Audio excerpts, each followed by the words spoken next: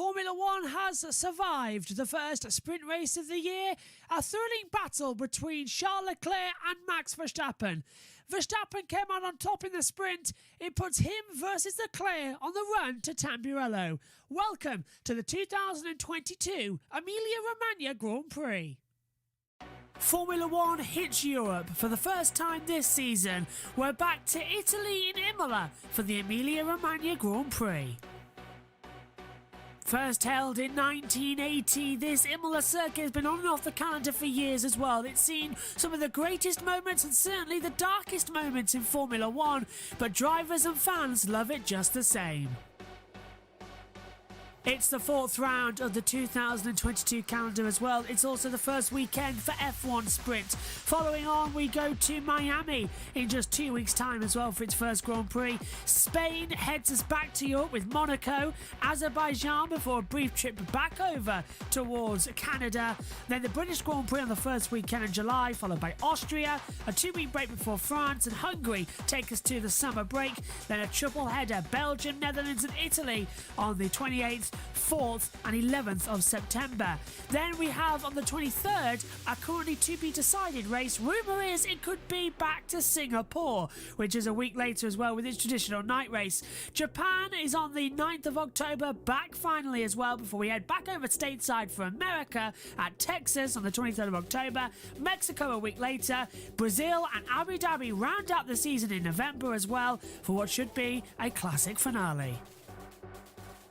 In terms of the Drivers' Championship, Charles Leclerc, with 2 wins out of the first 3 races, leads the title on 71 points. George Russell, being 3rd in Australia, puts him 2nd, just ahead of Carlos Sainz, who failed to finish. He's in 3rd. Sergio Perez is 2 points clear of Lewis Hamilton, who himself is 3 points clear of Max Verstappen, who is down in 6th after 2 retirements in the opening 3 races.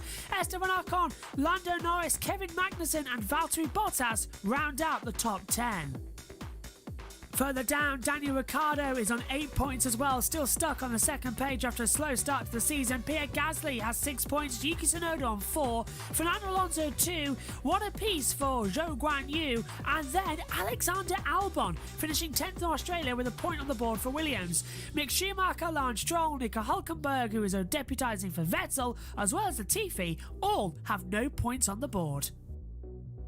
In terms of the Constructors' Championship, with Ferrari winning 2 of the opening 3 races and finishing on the podium in every single race, they lead the Constructors' Championship on 104 points. Mercedes being consistent, maybe not fast, but they're up there in 2nd on 65 points. 10 points behind them, Red Bull Racing, with a very stop-start to the season as well, early on 55. Comfortably leading McLaren, who's 4th in the Constructors' Championship, battling with Alpine, just 2 points separating them there.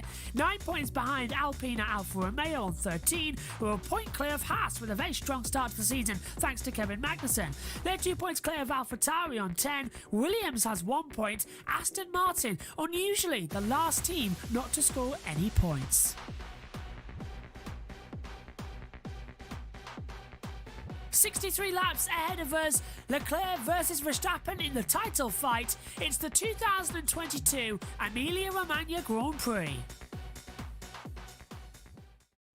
Hello everyone, welcome to Imola. Round 4 of the 2022 season is about to get underway. We've got around about 45 minutes until the green light goes on. If you're watching, just a reminder, we're going to swap over from this computer to the main race computer as well, as we know that MotoGP is going on. So this is a pre-recorded pre-race show as well. Let's begin then with the reports from Practice 1 and Practice 2. But to begin with, this is really going to be a thrilling day. Rain is predicted and in the air. We'll find out more when we go live, but this is going to be a classic. Let's get into the reports.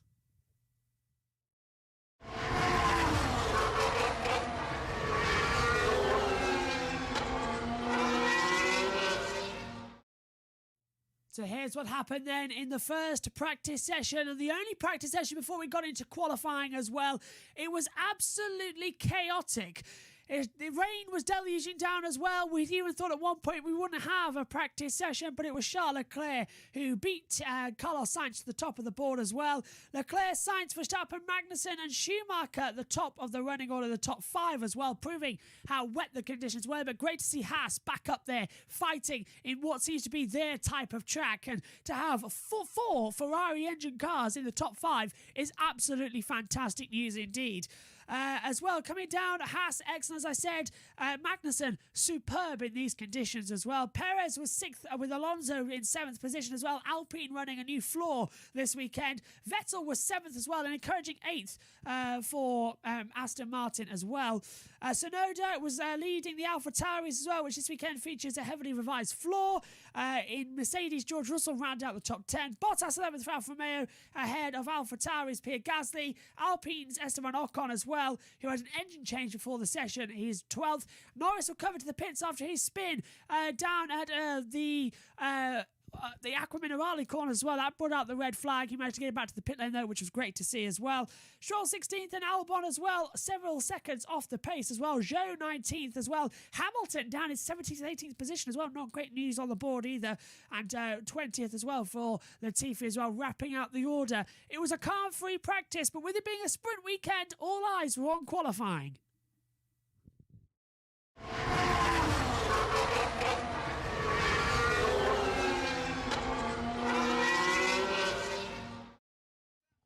10 seconds left in a qualifying 1. Verstappen goes fastest, 1:19.295, and Lewis Hamilton could only manage 13th fastest as well. At the moment, he's not through, and he's really at risk now. Zhou goes to 4th. Checkered flag is out. Russell goes 11th. Hamilton's at risk here because Stroll, they're all going faster. Hamilton's doing good sector 1. Leclerc goes top, 1:18.796 as well on the board. That's a great time there as well. Here comes Valtteri Bottas then, trying to find the accelerator. Into Varianti, out we go. He's the man who could actually stop Hamilton going through, because if he improves up the board, it prevents any switching for Hamilton. No, Bottas is in 12th though. Do you know who it does affect? He should leave it to Schumacher. Yeah, Schumacher 16th and he's going quicker. They're all going green. They're all doing fastest sector 1 and 2. They are indeed all going green. Bottas comes across the line then. At the exit of Ravazza, goes 9th, 1:24.19. Here's Schumacher though. Is he going to spoil the party and really put everyone at risk? Cross the line goes Schumacher, goes 10th. Yes. Hamilton is 15th. He stands at risk of not being a qualifying, and he's currently eliminated as Vettel goes 8th. Stroll crosses the line, goes 8th. Hamilton is 17th on the grid. As things stand, and Russell's in danger now. Hamilton, he's coming to the line. Perez goes 5th. Both of them as the Mercedes around. Hamilton can only manage 14th. One of the Mercedes is going to be out. Latifi goes 18th. Ocon is out. It's all down to Russell, and he does get through, and he kicks out Tsunoda instead. And Hamilton is 15th. If Latifi did a faster time, he would have been kicked out. He almost kicked him out. This is disaster for Mercedes. 12th and 15th, and nearly got elimination in qualifying 1. Wow. That was close. They've got a lot of work to do for the sprint race tomorrow in the elimination zone. It's Yuki Tsunoda, Pierre Gasly, Nicholas Latifi, Esteban Ocon, and Alexander Albon. And keep pushing, keep pushing.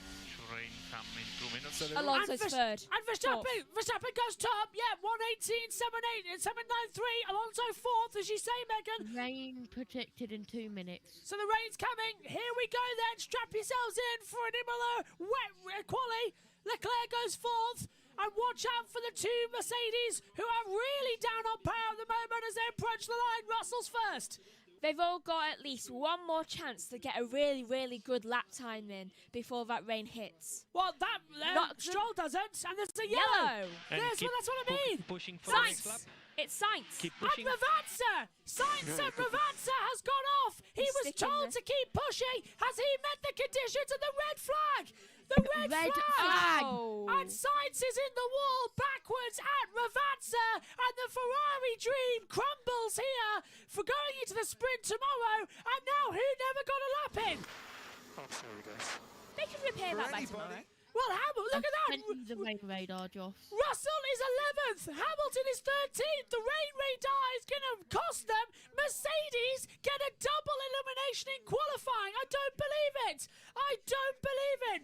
Sights in the wall, and many will say that was planned. They can fix that by tomorrow's sprint. Oh, easily. Yeah. Even for FP2, they'll work overnight. So it's damage limitation in the sprint. They're going to get saved by the sprint race because he's only going to start, what, 15th? No, not even that. He's going to start 10th in the sprint because he's second. And if that rain comes down, no one's going to improve. So Sainz going to start 10th in the sprint. That's good for Ferrari right He now. started 9th in Australia and crashed out in lap 2. But the sprint race is going to really help him tomorrow. It's Big Point Sunday. And it's a good thing for the marshals because there's only one bit of debris.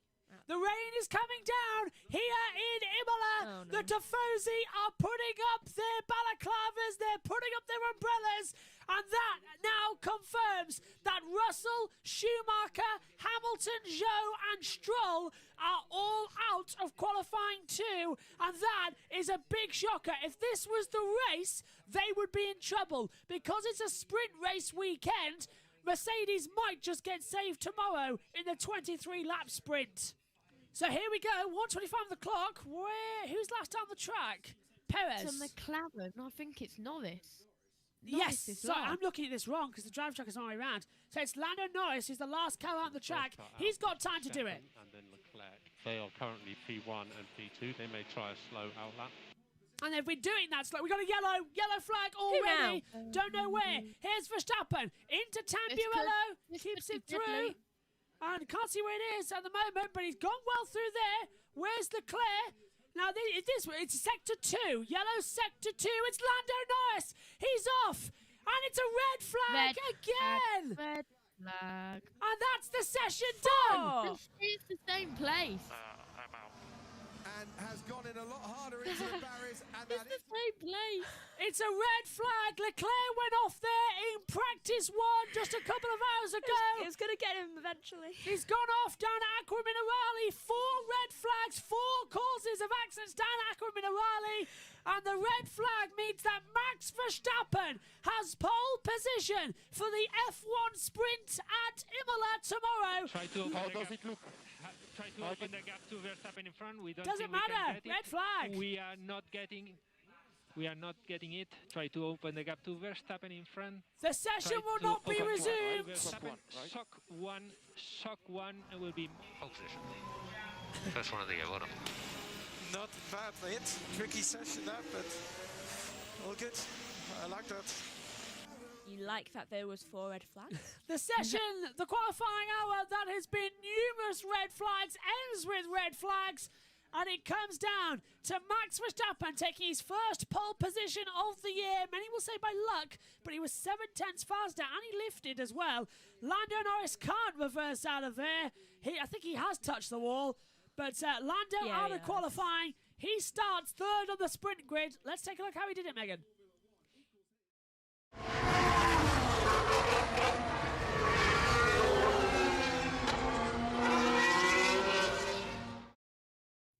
Unlike the drama we saw on Friday, Saturday morning and the second practice session was fully dry as well. And it gave us, for the first time this year, George Russell topping the timesheets as well. It was quite a calm session, a few spins, but the drivers mainly focused on race runs as well. Even though that the prediction tomorrow is for a wet race, however, they still wanted to get it all sorted. So it was a great run on the board. Russell top as well. Interesting enough to see his teammate Lewis Hamilton was quite far down the order. Problems for Valtteri Bottas, Danny Ricciardo as well. An engine change on both meant they kept out of the session as well. They did run in the sprint later. And also Valtteri Bottas with problems as well, not getting out. Lando Norris complaining of brake failure halfway around the lap as well. That kept him out. So McLaren had a terrible free practice 2 session. But overall, quite a calm session as usual in the sprint. FP2 not really working out. The sprint race, though, was where it was all at. Let's take a look back at the highlights.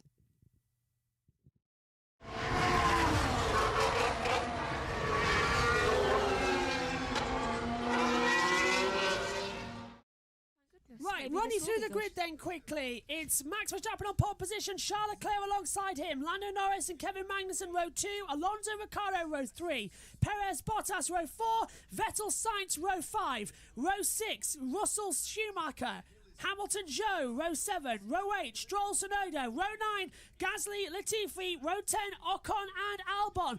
So, the tail enders are lining up on the grid then. We've got a driver track at the bottom of the screen, so you can keep an eye on where they are as well, just below Megan. Pouring in front of me's brakes are going to catch on fire, so they're both smoking a lot. That's Latifi's radio. There's a lot of smoke coming. That can happen to Williams twice in a day. Yeah, you can see it at the In 2 back, days. can't you, on the grid? Right, the first F1 sprint of 2022 is under starters' orders. Lights out for the F1 sprint. It's a good start from Leclerc, and he's jumped Verstappen. And look at the two McLarens, they're looking quick. Perez goes to the inside. Lando is fighting with Max. The two eSport drivers with F1 drivers battling into Tamburello. The McLarens and the Perez has made contact. Magnussen takes fourth. Ricciardo drops down. Perez gets through, but Leclerc has jumped him. And 100,000 Tifosi punched the air. Little bit of contact further back. Oh, see, there. Good through, yeah. Good through. Tamburello's good through. Villeneuve into Toza. Ricciardo's dropping back. Alonso stays 7th as well. He's lost 2 places on the start, Fernando. Great start for Leclerc. He's up 1. And there's something wrong down at the back. As up the inside there, we've got a yellow flag somewhere. As side by side, coming into Ravazza. Is that an accident? It's Joe, and he was in contact mode as well. Yellow flags around. Not sure why at the moment. Let's see if we can look at the driver Might have tracker. gone into the gravel. So, it's a safety grass. car. Zhou Guanyu has crashed. Looks and like brings out the safety car. Rear wing destroyed. He's gone heavy. And Smoking a bit. everything's destroyed at the back end. He's hit. He's done what a lot of them have been doing, which is losing the back end and just whether he was tapped or anything like that, and just aiming for the barriers backwards. And we've had a lot of that in the practice sessions. Is anyone else wondering why his rear left wheel is smoking? That's Gasly. Gasly. They were Gasly's got Gasly a must puncher. have hit him. Gasly's hit Gasly him. has a right puncher. That'll explain why the rear right is. This is us like, presuming bad. this because it's. Well, he must have. He must have. He must have Front done. contact, yeah. Yeah. Let's take a look at the Let's replay have a then. look. So this is into Ravazza. And so this is into Piratella. Gasly hits the side of him into Piratella. That explains why the rear. And is Joe smoking. flies towards the wall, yeah. And that was really a 50-50. Joe shouldn't have been on the outside at Piratella, and Gasly shouldn't have been on the inside. They just came together. And did you see the fact that Yeah, what the... No, of course, he can't stay there. I'm on his side, to be fair, in that respect. Yeah. It was a dangerous car. Joe actually hit front right first, and then that spun him round into the barrier, destroying the rear of the car. Lap 2. So he's got damage to the front and the rear of the car. So that's a double whammy for him. Out of the last corner we go, and we are restarted for the F1 sprint. It's green again here. Leclerc trying to break the toe already. Now, we saw in the Formula 3 race this morning that he didn't want to go until the line, because of the toe you get down the start-finish straight. Leclerc obviously feels like he can hold off Verstappen enough down in towards turn 1, and he's done so. Into Tamburello we go. It's a good move, and no one immediately starting to make up some overtakes. Big slide from Alonso, and he nearly ended up in the gravel. And here comes Carlos Sainz looking round the outside into the Villeneuve chicane. He breaks late. But I tell you what, Alonso was well ahead there, and he was very late on the brakes, and he knew how to find it. Fernando just clipped the curb as he went through that corner. Just a bit of too much pressure on the thing, and not enough brake. Meant that he was pushed wide a little bit, and that just jumped him up. But he's Fernando. He saved it. Race control, black and white flag for car 20 Magnussen for weaving on something. Wavy on the straight, on the Waving on start-finish the straight. straight. Yeah, so What's he doing? Making a was rug? just could have been for all we know as well. As they I keep was coming just through. thinking that if Sainz really wants to pass Fernando, then he would really want to concentrate that round turns 2, 3 and 4, because they are really good for getting round people. Let's just take a look further back at Kevin Magnussen. This is why he got a black and white flag, weaving once, weaving twice on the run out of Tamburello down towards Villeneuve. That was an absolute slam dunk there, and he defended from Perez. into the braking zone. That was on the restart. I wonder if that came from the VAR lot. I presume it did. I presume it did. Oh, the touring cars have been red flagged in their qualifying session. So JoshPlayz is doing multiple race controls. Oh. Probably keeping an eye on that one. You don't want to look at the times. Why? Because you'll see The times they why are the reason. changing. So you'll see Alright. why the reason. Okay, well, coming up on the board then, it's lap 6 of 21 for the F1 sprint, and it is Leclerc leading 1 second exactly, actually, to Verstappen. Norris holding on to third place at the moment as they come through, and Ferrari looking really fast out there as well at the moment as they come through. And into Aqua Minerale, Alonso versus Sainz is now the battle we're watching out here as well. Let's see what type of power they can have and what type of force they can have as they exit down through Aqua Minerale. Right, so it's lap 6 of 21, and Leclerc is doing well. He's done a 119.335 on the times, which is around about 600ths Off the pace, yeah. 600ths away from what Verstappen's doing. And look at this. Sainz has got the DRS as well, and he's hunting down now. We're all right with him to try and get a tackle on Fernando Alonso. Sainz goes to the outside into Tambirello, and he shuts the door on the Alpine. Great move there from Carlos Sainz. He gets ahead. And by the way, this could be the only dry running we get all weekend, because tomorrow's race is predicted to be wet, wet, wet. I'll make 4 hours of my schedule, Claire. So might need a lot more than that. So it's going to be 6. wet, wet, wet. What song they'll sing, I don't know. Anyway, I just thought of one. the How thing about about wet, the wet, wet? sprint race is there's not enough time to actually, lengthen the track out of cars. They're all within what? It was actually 20 seconds of each other. It was a fire for Dan Camish that caused the British touring car red flag. If you're following both series, that's a disaster. As it comes through, yeah, you're right. The F1 sprint, it's too short to really draw out the race. Effectively, what we're having is 21 laps, then a really long red flag Well, I before don't the know. race tomorrow. I don't know what caused the fire, but they're having the same electrical problems with these hybrids as the electronic bikes had in Moto E last year. Yeah, Ooh, they're and really it's- coming through fast, aren't they? As they come down. Look at this, though. Magnussen needs to Magnussen, watch yeah, out. under pressure from Sergio Perez. It looks like he's almost standing still as the Red Bull flies past on the outside into Tambirello. Nice move from Checo. He moves up to 4th position. Leclerc would have pole position and will get 8 World Championship points as things stand, as Hamilton passes Stroll. So this is a difficult time that Hamilton already, as M pointed out a while ago, Hamilton 15th, yet nobody can seem to improve. It's very difficult. You're either going to improve or you're just going to be really, really bad at this today. Let's take a look at Perez around the outside of Magnussen. Oh, that Actually- looked like he was standing Actually, still. Checo has actually just pulled off the manoeuvre. I thought that Max might do on Leclerc. Yeah. Because of the fact that when you sat there behind the cars and the safety car little train, right, you're figuring out as you go round, oh, I could take him here. Next, as soon as it goes green, I could get past here, and that's exactly what Checo has just done. And I was expecting Max to do that. Can we all just appreciate how both Schumacher and Tsunoda are both holding off? Yeah. Are both holding off Mercedes. They're at doing amazingly well, aren't they? Yeah. 0.8 seconds. By the way, if you missed, if you are listening from USON, you can catch this commentary tomorrow in the pre-race show as well. So hello to everyone listening there. As Valtteri Bottas pulls to the outside now, Sebastian Vettel, a sweep move into Tambirello. Bottas goes up to P9.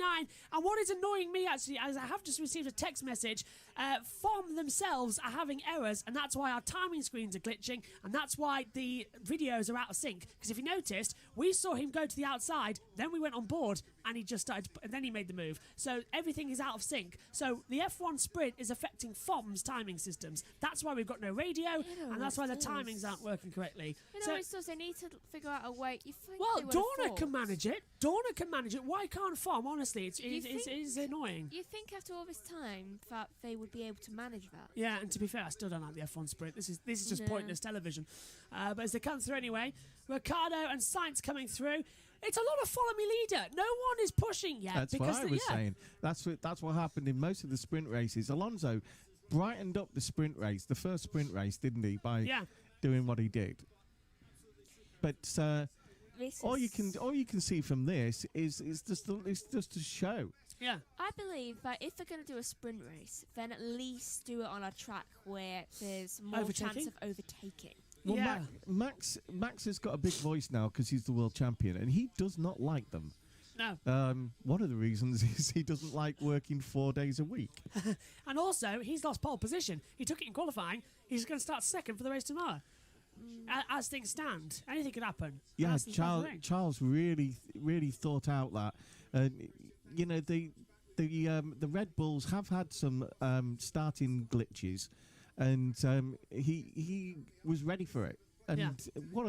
what a great start he made.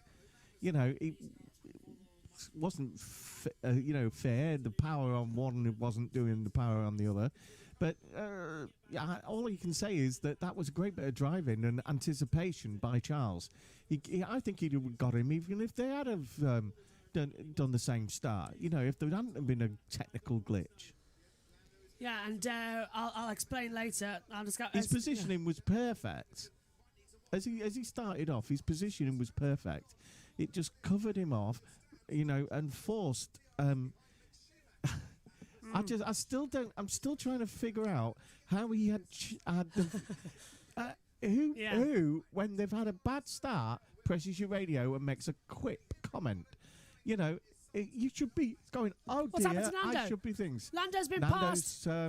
Yeah, Lando's been passed by Sergio Perez, and now Ricciardo's going to the inside, down at Tamburello, and makes the move against Kevin Magnussen. Ricciardo goes to fifth, and now here comes Carlos Sainz as well. Magnussen, after a great qualifying, is now hemorrhaging positions for the race tomorrow, and this is why I don't like F1 sprints. If it was a wet race tomorrow, this Haas would be right up there, but it's not. It's a dry race today where the qualifying positions start. It doesn't make sense, and I don't like them. It's spoiling everyone's great qualifying they did yesterday in really tricky conditions. Many people will say, well, what if we had the race and it was dry? It doesn't matter. This is a sprint. It's out of context. I don't know. I didn't see any of the qualifying or the second practice because I've been doing MotoGP. But you know, it's you look at how it's panned out now.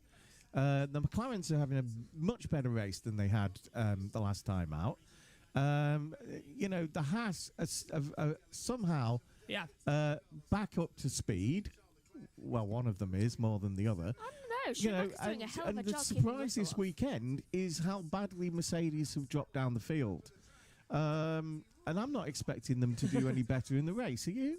I'm not either. Here Sainz comes pass. Sainz. Yep, he's got the DRS. He's going to pass. pull to the outside, down towards Tamburello, and through goes the Ferrari, passing Kevin Magnussen. Just one thing an after off the day. other. Yeah. It's an off day for him. Poor Haas, says Em as well on the group chat as well. Completely agree with you. Poor Haas. It just doesn't want to work for them at the moment What here. has been going on with Williams recently? Where do you want to start? They keep having brake fires. Williams were having a great time in Australia, and Well, now they've that's had poor time here. And this is Perez passing Lando for third. Got in the DRS on the run down the start-finish straight. Lando presumably just looked like he was standing still, and he did. Yeah, that's the power of these ground effect cars with the downforce so high. Josh looks so bored. He's trying to hear us, I think, and that's the problem as well, because nothing's working at the moment where we can't hear and can't I see. think the Williams problem with the brakes is leading to their positioning. The first race, the second race, they were okay, weren't they? Yeah. Right, but it's not. Sorry, I thought it was They're dead, not yeah. calling the brakes. I think the same thing is the same problem is with the Mercedes because of the fact that we've had a bit of a redesign of the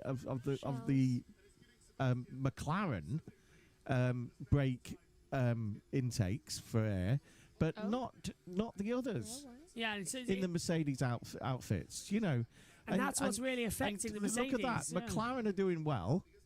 Finally. Right? Because if your brakes are overheating, right, you can't stop where you wanted to stop, right? So you have to drive differently, and as soon as you start driving differently, you drive slowly, and that is what's happening. They're losing. I'm thinking that it's a cooling problem on all the Mercedes apart from the McLarens. I think McLaren might have solved it. Well, they had all those problems in testing where they lost so much time because of the You're brakes not- overheating. They you- spent all their development tokens trying to get the car fixed with the rear brakes, and they've done so as well. And I think you're right. They have finally fixed it. It's working this time. Well, that's a new graphic. 1.5 seconds the gap between Leclerc and Verstappen. Megan, Right. a long red flag for the touring cars. I think that Leclerc is going too wide.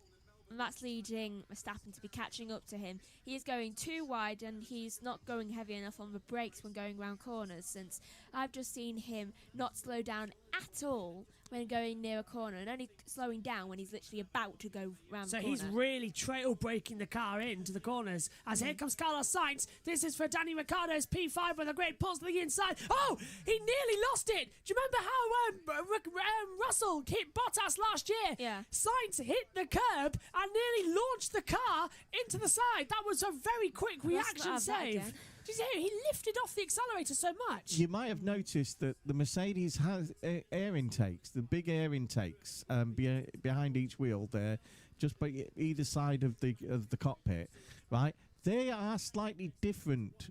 That is Mercedes' only real. They've got a bit of a diffuser change, but that's the only real update they've got this weekend, Yeah. and that's to solve the heating of the engine rather than the heating of the brakes. They've still got this. It's very hard to control a car when the brakes are like snapping. Like snapping turtle. Yeah, seems that way, doesn't it? Well, if your brakes get too hot, they don't work as well. I know. Anyone And else so got you the don't. feeling? You have a snapping, and this track has got that many corners and things like that. Porpoising shouldn't be a problem. Anyone else feeling that this is a bit like Monza with the sprint race, where it was a very exciting start, we had a safety car, and then everything just went crash, bam, that's it. That's it. Nothing else exciting's happening. Someone else crash, please. No, because that affects the qualifying for tomorrow. Tomorrow's a wet race. Joe's only going to start 20th again. Someone near the bottom. Latifi. Joe started this sprint in 14th. He starts the race tomorrow 20th. That's the thing about the sprints. Like it. Gasly and Zhou are out of it now. Schumacher's They're passed. racing with the Williams. Incident involving cars 14 Alonso and 77 Bottas noted weaving on the straight. Oh, that'll be a penalty. That'll be a black and white flag then. If it's a weaving on the straight, it'll be a black and white flag like we saw earlier on for K-Mag. That's not fair. Perez has set the fastest lap on a 1:19.012, and let's hear from Magnussen. Okay, Kev, here's the time when the tyres will start to come back to us. So everyone else is going to start dropping off. Yeah, this is what I was about to point out. Everyone on the soft tyres are now done 15 hard racing laps on them, and now the medium runners are going to start coming up. You were talking about the 15 laps that affected it. Welcome to the 5 laps. That is going to really change this one. As Mick Schumacher beautifully round the outside and gets ahead of Vettel for 10th. I just noticed that. One of the other arguments about a noticed it a while ago. sprint race is that you have to be very brave, Mick. like Alonso was last year at Silverstone. Yeah. You have to be very brave because otherwise you will smash your car up for tomorrow. Alonso defending like mad, but Bottas had pulled to the outside line of the exit of Ravazza. They go side by side across the start-finish straight to the inside. Bottas, he's having flashbacks of last year into the braking zone for Tamburello, and Bottas gets ahead of Fernando Alonso. A great move up the inside there. Black and white flag for Alonso. Oh, well, that's weaving on the straight then. Alonso knew that he's all his career he's weaved. Yeah. I know. It's part of his driving style. It's this annoying little thing where we have the VAR coming in, the virtual race control, the VRC, of course, the virtual race control. Yeah, it's not really good for weaving. What I'm trying to affecting say him a lot, about isn't it? what I'm trying to say about the sprint race is that it might give the bigger spectacular Someone's yellow. than the normal green. qualifying, but It was sorry. It's now leads to the situation where they're too careful. It's They're Leclerc. not racing like a race, are they? What about him? Leclerc has run off the track and he's lost a full second. There it is, look. So Leclerc's gone wide, probably in Ravazza, and now here comes Verstappen. Verstappen's within the same second of him. So now we've got a fight for pole tomorrow and a fight, crucially, for 8 points in the championship. Megan suggested about 5 minutes ago that Leclerc was going wide. Yeah. So way he's got too some wide. kind of grip problem on his rear wheels. Fantastic racing here. Am I alone or is Max closing? No, you're right. It's because Leclerc went wide off the track. So Leclerc making an error, presumably at Ravazza, because then Verstappen closed in dramatically in that last sector. And he's right with him into turn 1. I thought he shouldn't have been braking, testing. Verstappen his radio. wheels. That Norris in front. Okay, Max, 5 laps remain, including this one. I think Leclerc showing some graining on the front right. Look how slow Leclerc was out of Variante Alta. Toto has said that one of the problems with getting it so wrong is that you can only really put the on wind tunnel, the new parts, but you can only really test them out in practice sessions at races. So whereas you could put it on and then sort it out the next race, you're having to be more conservative and just try and because you're not allowed to throw loads of money at it now because of the cap.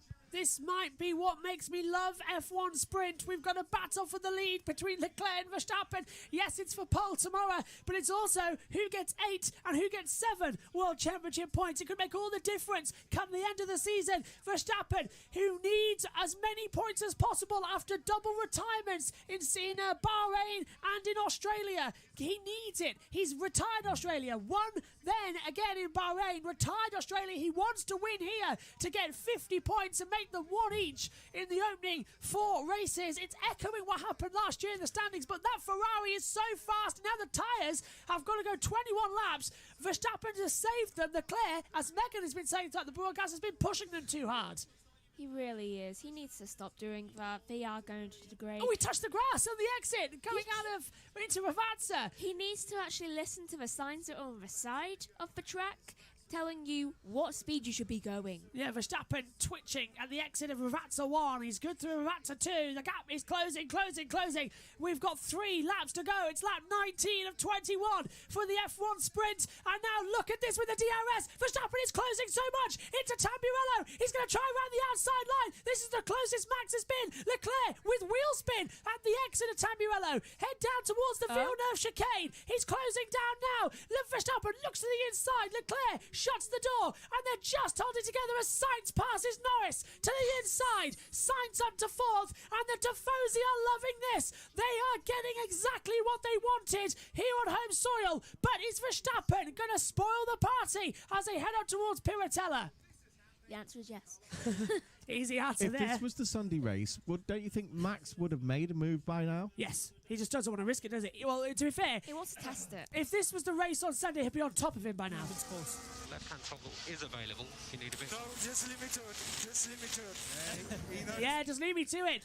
I hope he doesn't take him out because that would be ridiculous. I have a suggestion for Max. Yeah? If he really wants to win tomorrow's race and stay in second, Problem is, this is the grid for tomorrow, so they can't exactly go for it, can they? stay in second now because Leclerc, he was in second and he got an amazing start. Yes. And he managed to get the inside. Down to Tamburello, yeah. So I would suggest to him staying in second. That's very good, Meg.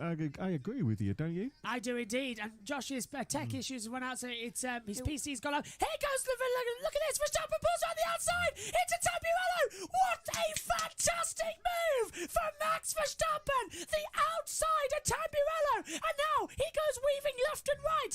Leclerc has been passed. And Verstappen with the DRS takes the lead. Should have stayed in second. One and a half laps to go. It's not over yet. Now Leclerc, can he fight back with those tyres? Is Max going to stay ahead? That was an amazing move around the outside of Tamburello for Max Verstappen. No holds bar racing. Brilliant. The world champion proving why he should be world champion. Let's take a look at it on board. Pulls around the outside line. Leclerc looks like he's standing still. Late on the brakes. Beautiful move. What if it was standing still here? Your Wow. mum's back. Anyway, I think that Megan's right though. Second place might be better. I think so. Down towards tomorrow. So look at that. 8 points though for Verstappen. Yes, 7 for Leclerc, so he'll move up to 78 points instead of 79. Whatever happens, But that helps Verstappen. Charles will still be in the lead even if he doesn't finish tomorrow. It puts Verstappen just in front of Carlos Sainz, so we'll move on to 3rd in the championship. It's the final lap of the F1 sprint here for the Emilia Romagna Grand Prix, and Alonso sliding massively, coming out of the Valentelli Alta corner as well. And let's hear from Verstappen. Does not have DRS. Mate, please do not talk in the braking. Yeah, don't talk in the braking zone. Well, yeah. At least he's kind though. Points mean everything though, says Humperdinck. Yeah, it absolutely does. And it's Ferrari, Red Bull, checkerboard, and already a second. Look at that. Yeah, it's Red Bull, Ferrari, Mercedes, McLaren, 5th and 6th for the race tomorrow. Hamilton will start 14th, Russell 11th. Neither of them could improve. Aren't even in the top 10. Correct me if I'm wrong, but Lewis has lost a place. They're being outdone by both the Hasses. Well, Lewis has actually lost a place from where he started as well, so that's even worse going into it. But here he goes then. Max Verstappen, he's done what I wanted him to do. He took pole position in the qualifying yesterday. That'll be in the record books. But now, he officially, the pole sitter, wins the sprint and starts on pole. Max Verstappen wins the sprint race from Emilia Romagna and gets 8 extra crucial World Championship points. Charles Leclerc finishes 2nd. He gets 7. It's 6 points for Sergio Perez, who takes 3rd. 4th for Sainz. He gets 5 points. 4 points for Norris in 5th. 3 for Ricciardo in 6th. 2 for Bottas in 7th. And 1 for Magnussen in 8th. Magnussen continuing his points-paying positions since his return in Formula 1. Another one. Yeah, all bar Australia where he was 14th. It's back on the points in the sprint with 1. That helps Haas in the Constructors' Championship. Dreadful for, look at that, Schumacher 10th, Alonso 9th, but Russell 11th, and then down the order, Hamilton 14th. Mercedes are a midfield team. Yes, then they will be until they get the updates. That's it. Well done. Pole position for tomorrow. Lovely. I didn't hear anything, so I didn't. Yeah, that's it. Well done, mate. Okay, we are about to cross over to the commentary box. Live coverage is coming up. We remind you that this pre-race show is being streamed on a different device, which means that we are going to stop the stream and start it again on the main OBS. You may have buffering, you may need to reload. I do apologise, but we'll go to a standby screen and then we'll be live for the 2022 Emilia Romagna Grand Prix. Before we do that, let's take a look around Imola, and on the other side, we'll have the Grand Prix. But don't go anywhere, stay tuned. We are going to be live for the race. Let's take a look around the Autodromo Enzo Edino Ferrari circuit, Imola in Italy as well, a 3.050 and 19-turn circuit that's been on and off the calendar for years. It is a driver and fan favourite. Keep on the acceleration hard as you approach the start line to start the lap. Run down towards turn number 1. It's a little kink towards the left alongside the pit lane. You barely notice it before you head down for the first real braking spot, the Tamburello chicane. Down from 8th gear all the way 5th gear. Carry the speed to the apex. There's nasty sausage curves can kick you off as well. Flat out once again through turn 3. Now into turns 4, 5 and 6 as well. The Villeneuve chicane. Rising up the hill once again, 7th gear for the braking zone, 3rd gear into Tosa.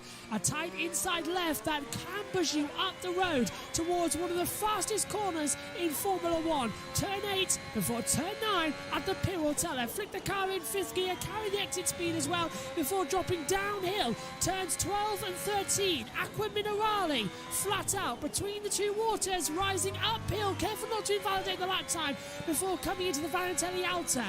Very tight, turns 14 and 15, down all the way, 3rd gear corner, carry the speed, but you can easily run off track and lose your lap time. Now, begin to drop downhill, turn 16 takes you underneath the bridge as well. You're braking at the same time as you come into Ravazza, turn 17 and turn 18, the last point of call on the track, vastly accelerating now towards the line, 5th gear, 6th gear, 7th gear, open up the DRS, 8th gear as you cross the line to complete a lap here at Imola. It is a fast circuit and one of the best in the world.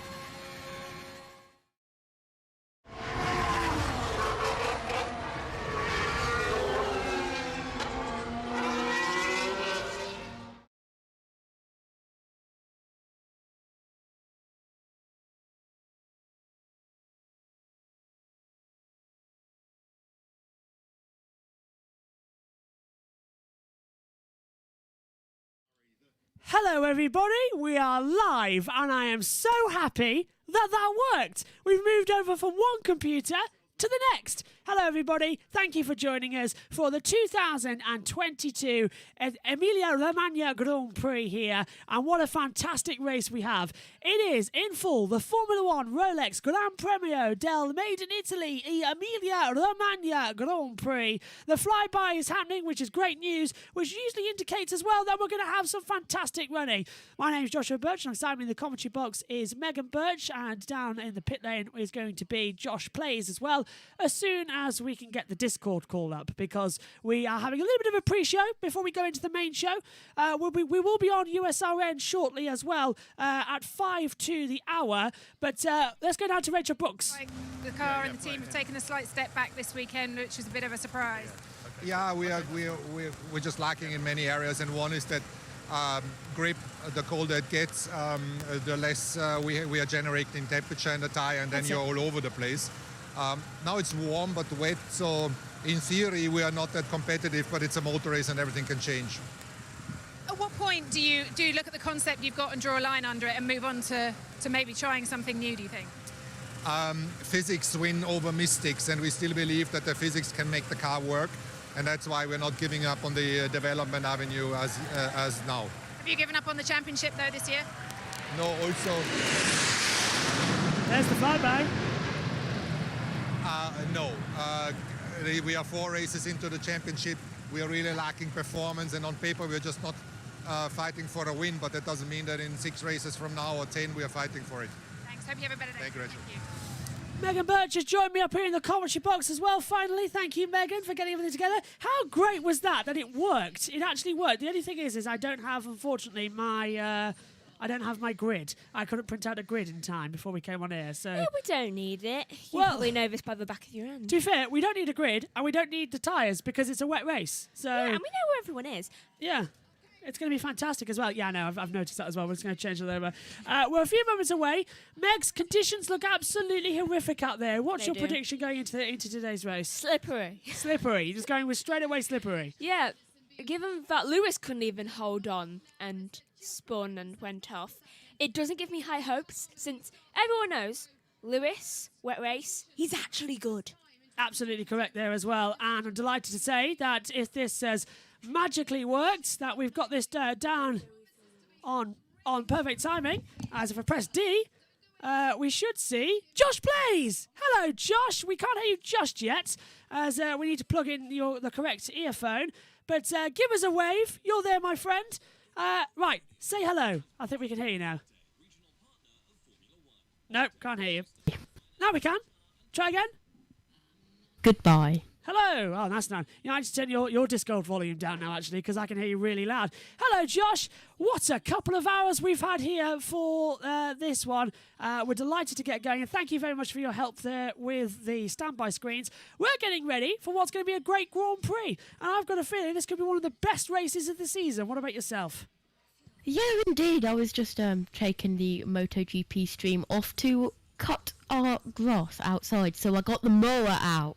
Ah, nice. The Miller Moore. And I am just about to grab my iPad because one of my screens, which I normally have for the tyre history, is being used for British touring cars, as a Mini is being pushed off the grid. Absolutely, yeah. As we're going to share the stream as well. Hopefully we're going to be A-OK. Let us know if you can hear us and you can see us and all as well. And we're not going to be out completely foxed by coverage. We are about to go on air as well for USRN at the top of the 5 to the hour. So stand by for that. as this is going to be a lot of fun. Megan's coming back into the box now as well to take over the other streams as well. It's all systems go. She's refilled both our drinks. How very kind of you. You might need to shut the commentary box door, though, quite quick if you put that there as well. Here, I'll move all these devices for you. This is the behind-the-scenes people that you don't usually get to see, which is great. Josh, go on then. Tell us about the rain. It's been raining on and off all day. It's looking great, isn't it? Yeah, I was just looking at the rain actually, and it's come 3 minutes ago, an update. Right. And there's rain, the tiniest patch of rain ever, 15 kilometres out of the circuit. Unsure if that will miss the circuit or not. Total, but there's another massive storm. The start of the storm is 40 kilometres, 37 kilometres maybe away, but the majority of the big part of the storm is over 100 kilometres away. Fantastic news, and to hear as well.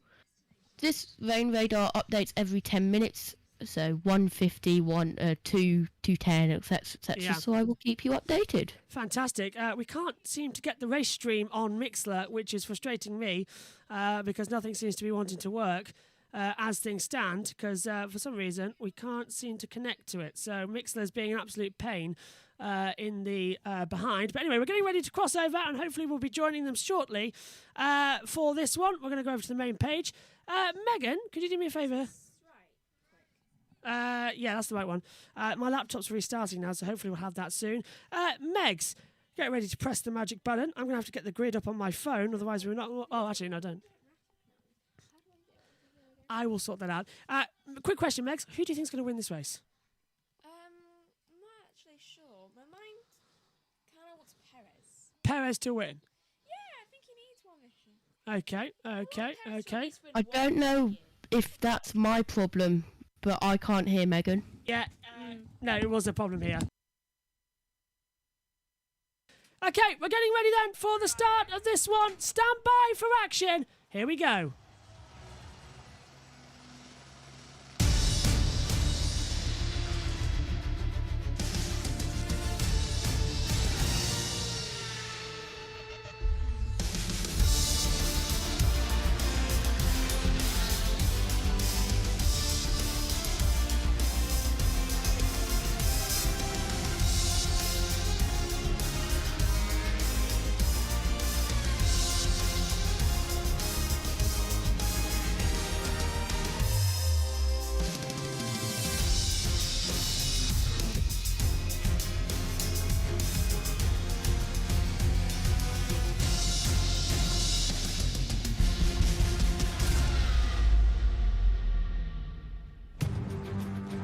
Are you ready for one of the fastest blasts around this amazing Emilia Romagna Grand Prix circuit of the Autodromo Enzo Idino Ferrari circuit for the Formula 1 Rolex Gran Premio del Made in Italy Emilia Romagna Grand Prix?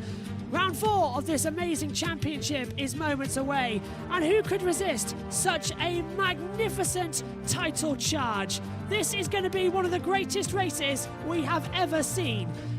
It's wet conditions, a 1:15.484 is the lap record around here as well, and we are getting ready and all set for what is going to be a great blast around. Hello to listeners joining us on USRN and on Formula 1's YouTube channel as well. This is it then. Stand by for action at the Emilia Romagna Grand Prix. Last year when it was wet, and the year before, we've had absolute drama here. Sliding, slipping, and every condition as well. Imola goes with Formula 1 so well. It's up there with Silverstone, Spa, and Monza. And today, once again, wet weather is going to play a factor. My name is Joshua Burch. Alongside me in the commentary box is Megan Burch. And down in the race control pit lane is JoshPlayz. The tyre compounds, it's wet, wet, wet. So, as well as the C2 hard, the C3 medium, and the C4 soft, we have the blue wet weather tyre and the green intermediates around this wet circuit. And taking a look at how they're going to line up on the grid then for the Emilia Romagna Grand Prix. The race decided on the sprint yesterday. From back to front, Zhou Guanyu crashed. He starts 20th from the pit lane. Nicholas Latifi is 19th. Alexander Albon starts 18th on the grid as well after a poor qualifying but a great OK sprint. Pierre Gasly as well had problems. He's 17th. Esteban Ocon is 16th and Lance Stroll is down in 15th position. Further down as well, Lewis Hamilton is in 14th. Sebastian Vettel starting in 13th place. Further down on the board as well, moving forward, Yuki Tsunoda is 12th and George Russell in 11th place. The first time Mercedes started outside on the outside of Q3 top 10 since Japan 2012. Mick Schumacher is 10th. Fernando Alonso starts 9th. Schumacher and Alonso in Imola on the same row. How coincidental. Kevin Magnussen is 8th and Valtteri Bottas starts in 7th position as well. Danny Ricciardo starts 6th with Lando Norris 5th. The two McLarens moving back to the third row of the grid. Row 2 of the grid sees Carlos Sainz alongside Sergio Perez, and it's status quo at the front with Ferrari and Red Bull leading the way.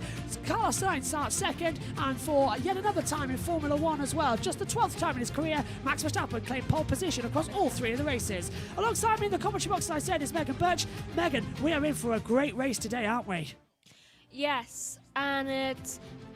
Okay, the thing you wanted to record, that was on the MotoGP screen, and then it's going to move on to 2. Yeah. I thought so. Yeah. Means that we're confused by what we saw. just hit record and we'll be all fine. Are you ready for this one then, Megs? This is going to be a great one. Ian Burch is watching and he's not with us. He's not feeling well. We sent our best to our own dad, but he'll be back with us for the next race. And Megan and Josh are going to help me up here in the comms box. Megs? I kind of feel ready for this. So in my mind, it's just so full of stress. It's been a stressful couple of days, hasn't it, coming through? Let's go over to, well, we can't go over to Discord just yet, but he can hear us. JoshPlayz, good afternoon to you. Are you ready for this one as well? Because this is going to be an amazing blast for 63 laps around Imola. No. You're not ready at all? I'm not ready. Anyway, well, I am ready now. Everyone is on new inters except Lewis Hamilton, but it doesn't have the number of laps displayed next to it, so I don't know if that's a bug or if Hamilton is actually on used inters. Of course, Zhou Guanyu is starting in the pit lane due to Parc Ferme, change in car under Parc Ferme. So we'll have all of the team radios as well coming through, so we will be able to hear everything. We're about 30 seconds away from the formation lap. It's been a mammoth couple of moments as well up here in the comms box. And finally, status quo has resumed. Everything is working, and hopefully those of you on USRN can hear us as well. And we're looking forward to being with you throughout this race. The light goes green and the clock strikes 3. Away we go then on the formation lap for the Emilia Romagna Grand Prix. Megan, you want to say something? You got my hand on the shoulder. Yeah, because I've just seen something that could prove crucial. You know how the other day I was talking about how Verstappen should have stayed in second? Yes, yes. Yeah, well, my point's just been proven since the start for Leclerc was much better than it was for Max. And that, crucially as well, is on the wet line. Of course, Max had to stay in front, though Leclerc, he got a much better start off and launch. There's the Discord with Josh on it as well. Oh, Gasly radio. We expect more rain. Okay, Pierre, so make sure your offset pit limiter is on. We strongly believe that. So we expect more rain coming. Interesting. And then we keep the pit limiter until I said I wanted more rain. Then we try to sync the gears. Obviously, 8th gear is a lower priority today. So you're in mode 12. We will click overtake for 4 tire warming. In mode 12, that is Gasly. And then we go to mode 3 as soon as possible for the start. So that is your target. Megan, you can hear something. That was Leclerc cutting the corner at Aquamin over corners. Yes, top of Variante Alta. Going right on the curves. Update. Go on, Josh. Go for it, mate. As of 1 minute ago, so the top of the hour, the nearest rain is 10 kilometres, and there looks like guaranteed spot of rain to hit 15 kilometres away. Ace, thanks, Josh. We'll talk to you. More in 9 minutes. Cheers, Josh. Keep across that. Track temperature, 18 degrees, air temperature at 12. It's all about who gets the launch down to turn 1, isn't it, Megs? 15 kilometres away. I need to see how fast the wind's going. Yeah, this is going to be really close Wind, stuff. it's 1 kilometre per hour for Look at that. This is the first race in Imola with the Tifosi back.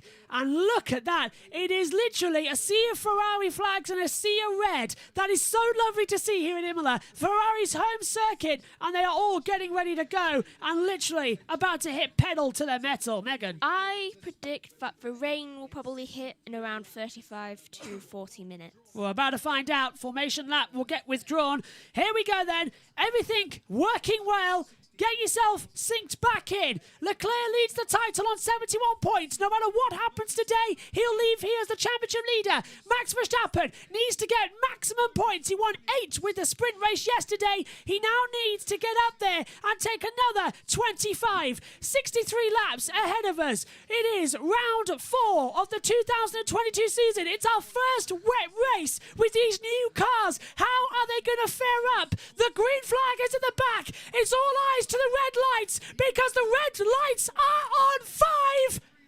Action at Imola! It's a great start from Max Verstappen. Leclerc gets away poorly to Red Bull 1-2. Look at Lando Norris. He's got a great start. Lando Norris goes to 3rd place. Right. It's spray of wall as he heads. Oh! And that's one of the AlphaTauris on the grass. It's all okay. No, it was Schumacher, I think. Oh, it's Schumacher into Tamirano. Leclerc's been spun round. Leclerc's. Is that Leclerc? Is that Danny Rick as well? And it's one of them is Gisli. Is it Sainz or is it Leclerc? It's Sainz. It's Sainz in the gravel, surely.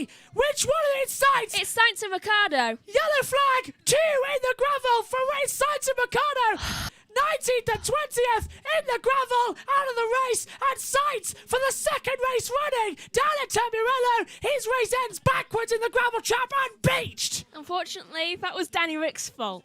Unbelievable. I think they got confused with the spray. Just went into my mouth. Fernando Alonso up into 8th position as well. Still no sign of the safety car as they lead around Sainz's beach. Safety car, safety car, safety car. Cheers for that, Josh. So that now we You get the say it and safety it car. Yeah. happens. Now we get the safety car. That's the theme today, you know. Well, Sainz is beached. He's still got the engine running if they can push him out. Is Danny still running? He's in a dangerous position. Yeah, look, Ricciardo's still running on the driver yeah. tracker, so Ricciardo's got out of the ground. We can see his tyre marks in the background. But for the 2nd race running, it's Carlos Sainz in the gravel and a safety car deployed on the opening lap. But it's a Red Bull 1-2. Ferrari now are hemorrhaging points in the constructors. And Carlos Sainz, who crashed in qualifying on Friday, had a poor sprint race, who's just signed a new 2-year deal with the team, is now going to be very, very sheepish that for the 2nd race running he's out. Megan. Replay. And I think I know what happened. I mean, first of all, brilliant start from the Red Bulls. Terrible start from Leclerc. I think he got very confused with all the spray going up in his face. And he got immediately passed by Lando. Yeah, and Ricciardo tagged him. Yeah, Ricciardo got confused by all the spray being thrown in his face, didn't see where Sainz was. Schumacher went off near the back, which is a whole different type of problem. I think that was just his own fault as well, because he did just touch one of the boards. Here's Sainz's view. Go on, Josh. Oh, 2 seconds, Megan. Sainz's view quickly. He went up, tried to pass him, and then got caught around going down here, so right there. And let's hear from the radio now, Sainz. Yeah, Daniel hit me as well. Josh is in race control. He's got a message. Josh. Yeah, that incident involving Sainz and Ricciardo has been noted, and apparently Mick Schumacher spun. That's why he's down in 17th. Yeah, we just managed to see that on the screen that Megan got hold of as well. And this is Valtteri Bottas, his view of the start. A wall of spray down to Tamburello as well. No it was wonder he backed off. Great start once again. Verstappen leads, Perez 2nd, Norris is 3rd, and Bottas might have front wing damage because he nerfed the back of Ricciardo. Ooh. Contact on the front. Second front wing. Yeah, but these wings are quite stabilised, aren't they? They should be able to get through. Compared to the last few years, I mean, it's not going to come off. And here is Danny Rick's view. I mean, he just was... on the curb, and it unsettled him. The curb just knocked him into him. Thanks. Yeah, I got pushed into Sainz. got pushed, yeah. You didn't get pushed, you got nudged by the curb. Oh, and he went through a bit of water patch there with mud, so let's hope that didn't go into the engine. Yeah, it's all get stuck on the floor as well because it's a ground effect car. There's Carlos Sainz spinning back. I thought it was Leclerc for a second because in the wall of spray from the camera angle we were looking at, we couldn't see a thing. Yeah, and it doesn't help that both Ferraris had a McLaren behind them. Yeah, in front of them. Yeah, Norris was third, and then Sainz was sixth with Ricciardo seventh. So it was really hard to tell who's who. But it is Carlos Sainz in the gravel. They're facing each other there. That reminded me a bit when Base control message. Go on. Turn 2 incident involving cars 55 and 3 reviewed, no further investigation. Oh, okay. Collision. What's it remind you of? Oh, yeah, look at that. I'm surprised Danny Rick won't get a penalty for that. What's it remind you of? It reminds me a lot of Bertie in 2001 when he rolled it over the back of Schumacher, and we all thought it was Barrichello, and Martin corrected James Allen and said, no, it's Michael Schumacher. I think that happened. You thought it was... I said, no, it's Sainz. Yeah, so that literally happened as well. We've got our radio back underway right now as well, so we should be able to hear from the drivers ever so shortly, but the safety car is out then on lap 3, and the car, it should be in this lap actually. So let's go through the order and completely through the field. Verstappen is the leader. Ricciardo pitted.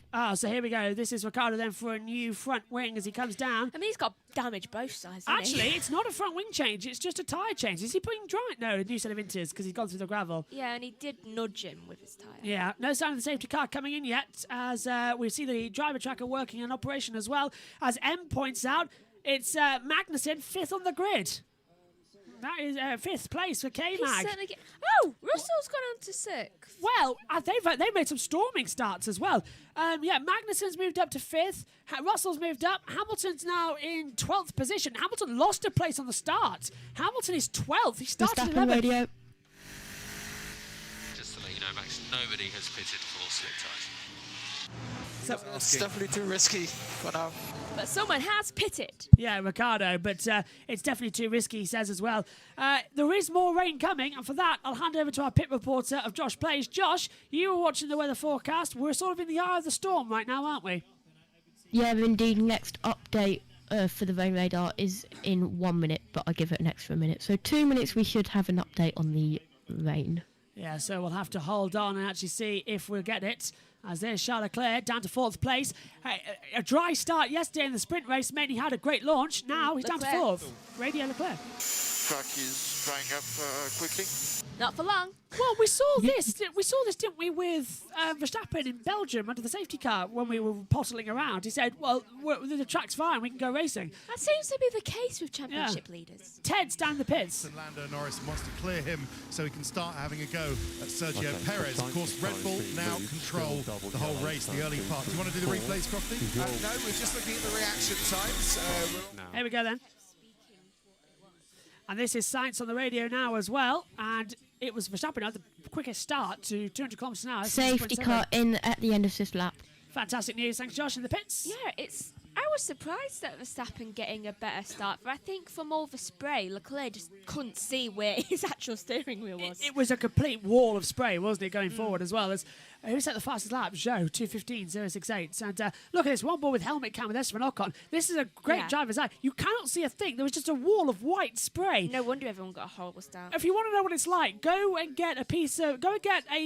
get a glass dish from a lasagna dish from your cupboard at home, go in the shower, turn the shower on, put that glass dish over your face and just look up, and you see how hard it is to keep your eyes open when rain's hitting your face, and it's psychological. So you're racing in the rain. It's very hard. I've done go-karting in the rain, and it is very, very hard to keep your eyes open because every now and then you see a water droplet hit your face and you blink briefly, but you remember it can't get in your eyes. It's no wonder that that was a tag by Alonso. Was it Ocon? Ocon was further down. No, it was Schumacher. Oh, what a surprise! Alonso hitting Schumacher at Imola. What a surprise! Father like son. Yeah. So Alonso hit the back of Schumacher, and that's why he's dropped back. Safety car is coming in. Where are the cars? Just like I did this to your father. Now it's your turn. Well, we need to be coming off this camera and going back to live action because the safety cars left them. Did he do it to both? Yes. Yeah. Both of them. Yeah, he did. Here we go then. So father and uncle. There's Carlos Sainz out of the race. The Aston Martin safety car is coming into the end of this lap then. And we are about to go racing here. Back in Imola, Max Verstappen is weaving around, warming his tyres up. And remember, Verstappen likes to take them as close as the line as possible. So Sebastian, we're thinking rain might come within the next 20 minutes. It might be Bingo. soon 20 minutes. And here we go then for the restart. Is this going to be the last restart? Probably not. Out of the last corner, Perez coming up alongside Verstappen. Verstappen is going to tailgate them all the way to the line, isn't he? He's not going to want to hit the exit of Ravazza.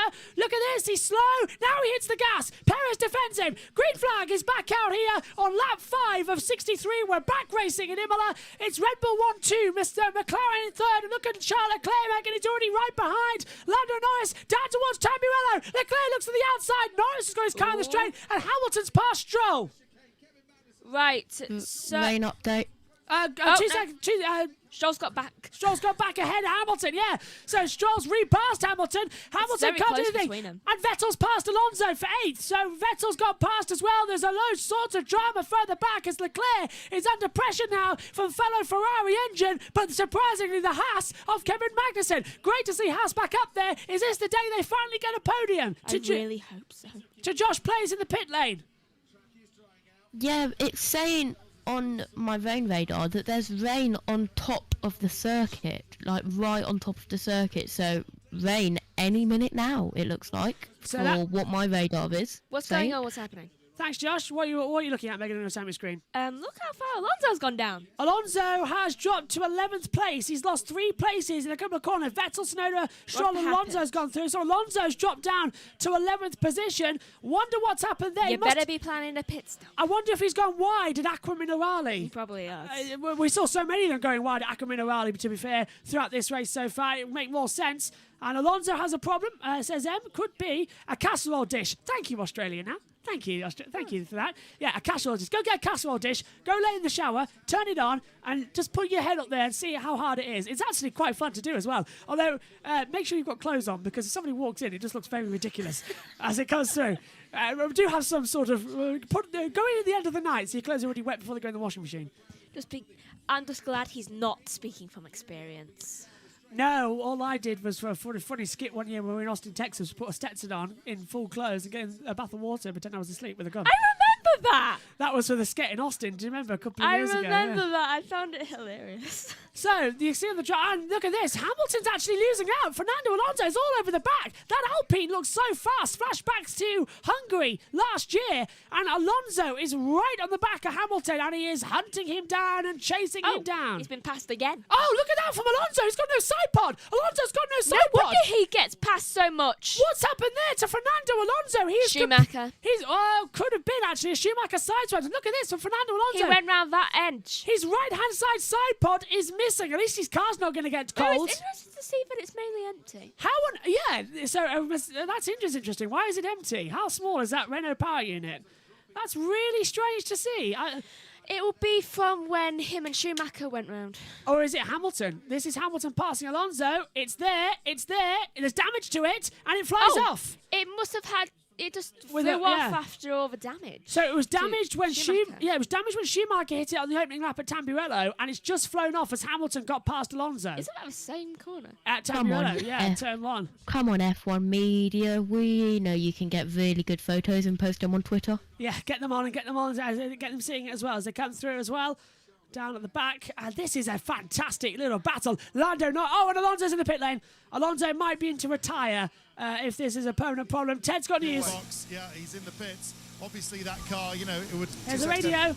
How bad is the damage? Quite bad. Quite bad. And Fernando Alonso is out of the Emilia Romagna Grand Prix. And I'm literally just looking to my left in the commentary box, to my right side, where Megan is sitting as well. And she, for the radio listeners as well, she's absolutely disheartened at that. Alonso out of the Emilia Romagna Grand Prix. Are you okay, Megan? She's skeething. She's scouring as well. The only thing I'm going to say is that Hamilton must have been terrified because that was a big piece of debris and it nearly hit him in the face. It was 57 laps to go, with a 63 here for a wet Emilia Romagna Grand Prix as well. We're on lap 7 of that race as well. Megan's really happy with Schumacher now as well. Alonso is out of the race apparently. But you couldn't have stayed away from Alonso. Yeah, sides out. Alonso's still in the pit lane, however, as watching the battle for third place right now. Lando Norris versus Charles Leclerc. Leclerc is fourth at the moment, and Norris is third. Norris getting a lot of wheel spin out of the Ravazza, the last corners, as you can see on the driver track. If you're watching along with us on YouTube, if you're listening on the USRN app, we'll do our best to describe it as Leclerc is in the slipstream now. There's no DRS, of course, due to the wet conditions, so it's all down to how good are these cars. And at the inside, Leclerc makes a move into Tamburello and gets ahead of Lando Norris. And the Tifosi absolutely go mad for that one. I forgot what I was going to say now. Sorry. Was it about Alonso? No. And Schumacher? No. It'll come back to me. I was too engrossed in watching the timing screen, I forgot. Well, Verstappen fastest lap, 1:30.119 in the sixth stand as well. But what a fantastic battle we are having here today, folks. Keep an eye on the radar as well. Oh, I remember. Go. I said that the rain will be 35 to 40 minutes, and then it's going to arrive soon in around about that time space. So yeah. I didn't know I could do that mentally. It's going to start affecting it as well. If it's heavy rain, do they have to go to full wet tyres as well? But like in Formula 1, we keep saying it's going to rain, then it never does. This is a track that's wet but drying. Alonso's out of the car, but they're trying to repair it, Megan. So I wonder if they can get back in the race only a couple of laps down. If so, a couple of safety cars that are bound to happen could get some points. There's no point. Is this what happened to Alonso at the start? So watch Schumacher. It's Mick's fault. Mick goes on the inside and kicks. Alonso had nothing to do with it. It was heavy rain 40 kilometres away. So how far away would that be then? As there goes Alonso's sidebar on the replay with Hamilton. How far away is that then, Josh? Down to the pits for race control. If it's 40 kilometres, how many minutes away? Would that be like 40 minutes or 20 minutes? Or does it depend how quick the wind is? I will have a idea in around 3 minutes. Yeah, that side pod is empty basically. Yeah, so I wonder what secrets Alpine are hiding. Yeah, it's just mainly empty. They could have kept going with that. I don't think... So cool the right-hand tyres the most. Yeah. Cool the right-hand tyres as much as you can. That's Vettel being told to cool the right-hand side tyres as much as you can. Alonso is officially out on the timing monitor. Yep, you're correct. Alonso is out of the race, so that's him done for the day. We'll hear from him soon as well as they come through. Oh, you're going to have a drink at the same time as me, are you? After you. Yeah, and here we go then. So as they come through, Megan, it's okay. Don't worry. Yes, relax. It's milk she's drinking, by the way. Anybody? It's not a cup of tea. She's not that British to come through. But this is getting a very entertaining. Well, couple of I races. just didn't have time to make a cup of tea. Fair point. I do love tea. So lap 9 of 63 for this Formula 1 Emilia Romagna Grand Prix. And if you're listening on to USRN, we've got a plethora of activities coming up here this weekend. So keep an eye on the schedules as we ride with Lewis Hamilton now, chasing down Lance Stroll for 10th position. When was the last time you can remember Lewis Hamilton being so engrossed in getting only 10th position just try to save point? the front right as much as you can. Save the front right. Never. Yeah, he's going after 1 point. For the first time since Japan 2012, are both of the Mercedes starting outside the top 10. That was weird. Yeah, and look at George Russell. Russell's bringing home the bacon for Mercedes. He's trying to pass Kevin Magnussen. Lando Norris has checked out at the front. Magnussen now under pressure from George Russell. And Russell's really starting to have a go now, isn't he? It's hammer and tong. Backwards and forwards. And let's hear from Max Verstappen. Anybody yet? Max, what are your thoughts on conditions if there was a safety car? Not dry enough. It's drying really slow. So Verstappen says it's drying really slow. Leclerc says it's drying really fast. Josh is saying as well that in the pit lane it's going to rain. Perez's input? I think that's going to be medium. It's like the 3 bears in here. Yeah, we need a condition that's just right. And I think that's what... And they can be Goldilocks. There's the rain radar. We're near Bologna in Imola, and that rain is coming within the next 5 minutes. We're going to have another downpour, everybody. Quicker than we all thought. And the thing is, the drivers can see that radar, so they know the rain's going to come. So they're going to try and eke these intermediate tyres out for as much as they can, and as long as they can. 18 people just gulped. Yeah, and all of those were the racing According drivers. to my rain radar, there is rain in the air at Imola. So here we go. This is it then. Rain coming on. Thanks, Josh. Keep an eye on the pits and everything. Alonso and Sainz are just jumping for joy. Alonso and Sainz are jumping for joy at the moment, aren't they? Like, we missed it. We missed it. Adam says, Megan, I know Alonso is out, but your birthday isn't far away. Just think about it. Yeah, your birthday's coming soon, and that'll be better.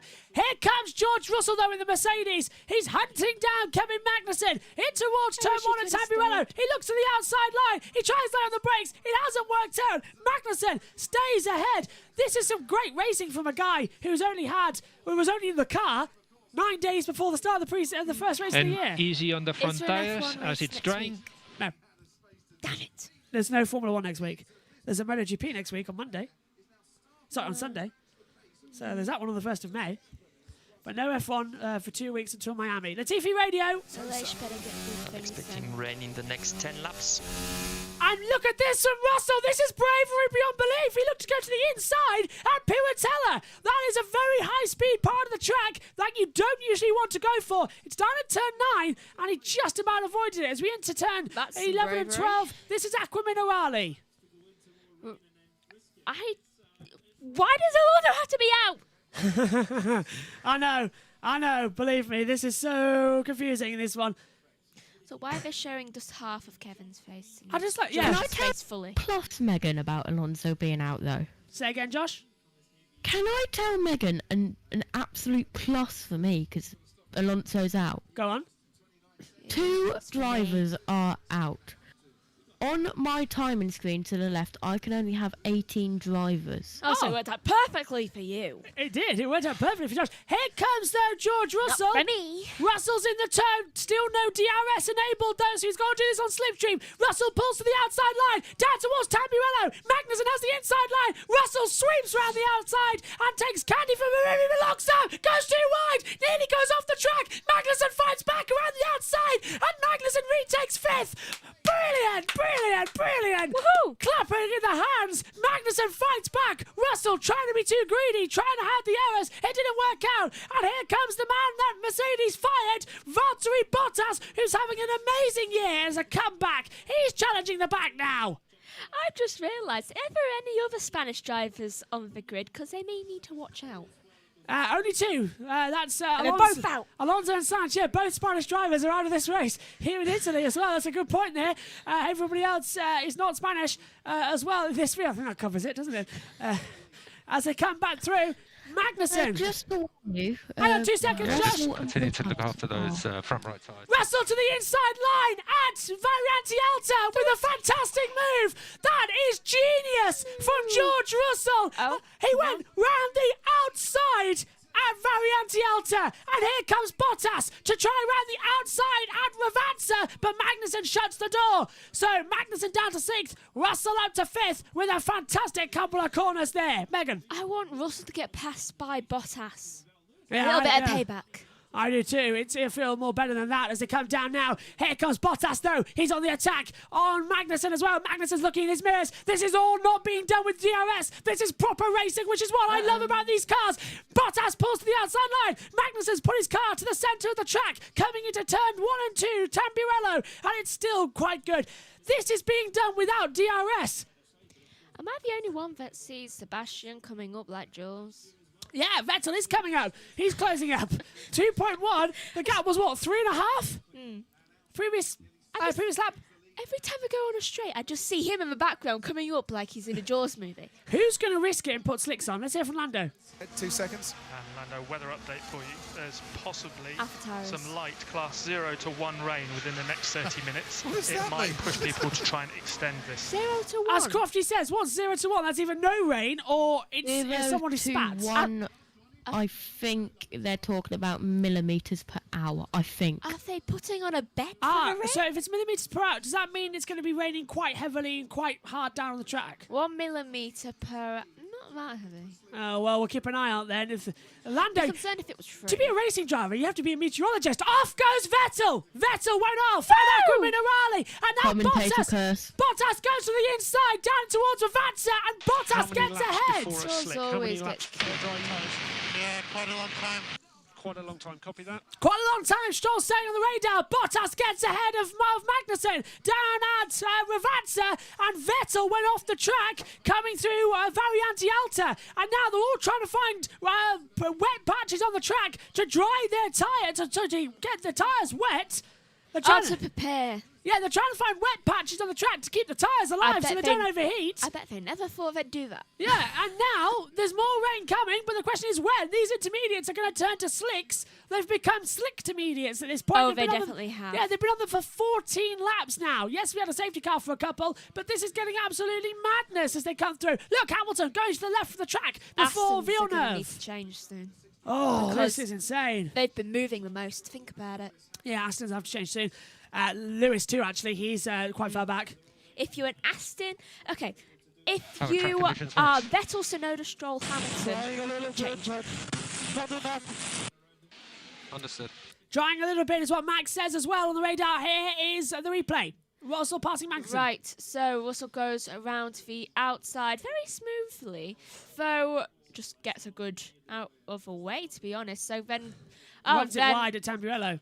Running wide costs him, and don't cost him a long way, does it? Yeah, then Magnussen slips through, and then this is how he got back down at Variante Alta. Gets a good run out of Acqua Minerale up to the chicane. Yeah, he tricks him. Magnussen goes to defend, and he doesn't expect Russell to slip up the inside at a corner where really it's 1v1. That's why I was so impressed. And Bottas was looking at it as well, and he's got up to 6th because I think...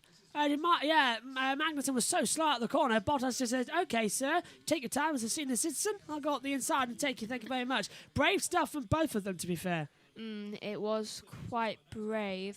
So, Cool the tyres on the straight. Need to do more job cooling the tyres on the straight. That's from Stroll, as Leclerc has had his lap time to leave for track. Verstappen. Turn 9. I'm definitely sliding more.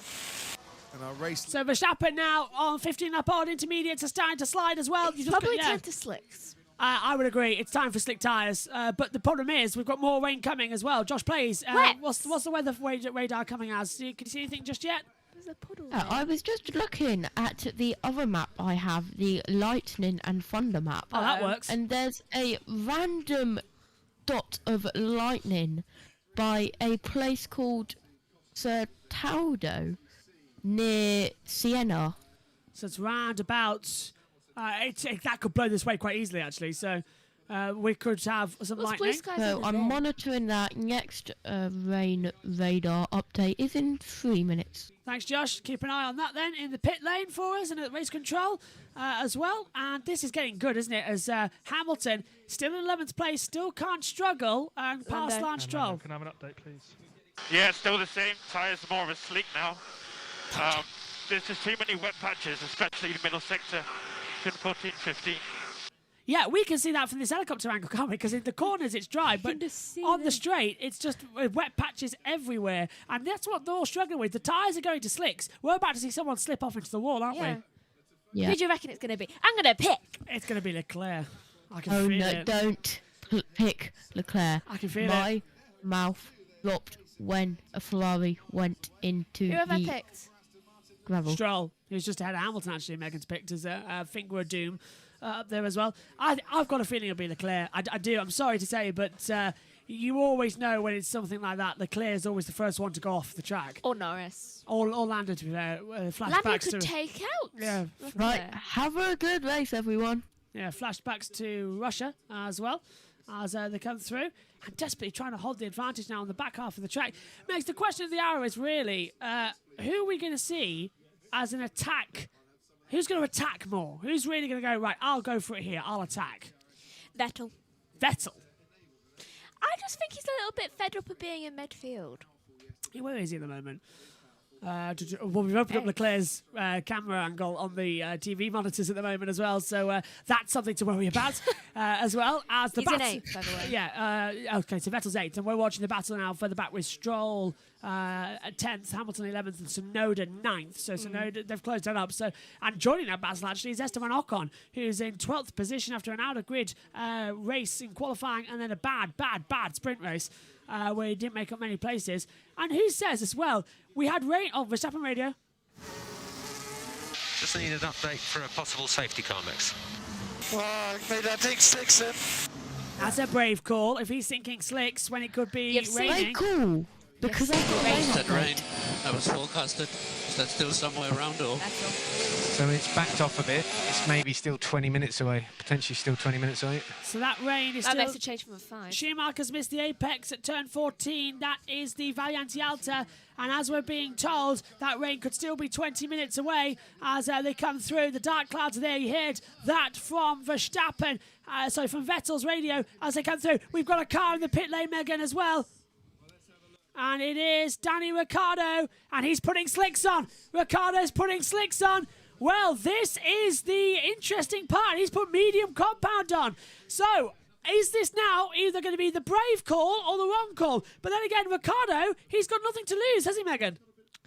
Yeah, he really doesn't. I mean, he's already gone right to the bottom. Literally, he's the last. Yeah, he's 18th out of 18 runners. Daniel, we don't have an accurate read on the aero balance. Currently thinking, when we fit the medium, I will run 3 turns less front wing than expected, than planned. With the brake temperatures sorting themselves out, I'll need a balance update on this lap to know what to do with front wing. So that sounded good. So 3. Yeah, I'm okay with that. Yeah, so that's very delayed, but that's... I'm tempted to try the slick. So Ricciardo wanted to go to slick, and they've got 3 turns on the front wing as well. So 3 turns of aero force on the front there, which is nice to see. Hamilton's still caught up in this battle for 9th place, which at the moment is the closest battle on the track. Hamilton radio. About the change to dries. Still too early, unfortunately. Hamilton saying it's still too early. Now, this is somebody who I trust as Vettel pits. Vettel comes into the pit lane then for Aston Martin as Hamilton's got a good run on Stroll down towards Tamburello. He's going to think about the move. He thought about it, couldn't make it stick though. And Hamilton then, Megs, using his experience from Turkey, where he really had the advantage of knowing the track conditions. Into to used mediums. Used? Oh, thank you very much, Josh. So used Inters then. Gasly's in the pit lane, as is Albon. So it's Vettel, Gasly and Albon coming in as Leclerc has closed up so much now on Sergio Perez. The gap, which was over 2 seconds at the start of the lap, is now half a second. I think Verstappen might be pitting if Perez is backing Leclerc up this much. I told you AlphaTauri would do it first. Yeah, you're right. And Vettel still circulating. No, yeah, Perez pits. It's Perez who's pitting. So Perez is coming into the pit. I thought one of the Red Bulls were coming in because he was backing up Leclerc so much, and that's why Perez comes into the pits, and Ferrari were expecting Leclerc as well. They were out in the pit box. Here comes Mercedes as well for one of their cars. Slicks go on for Perez. So Red Bull are using Perez as an example. Russell pits, Bottas pits as well. But the Ferrari were expecting Leclerc in as well, and there's nothing there. Haas expecting Magnussen in as well. He wants Russell to wait pits. until it rains. Bottas pit.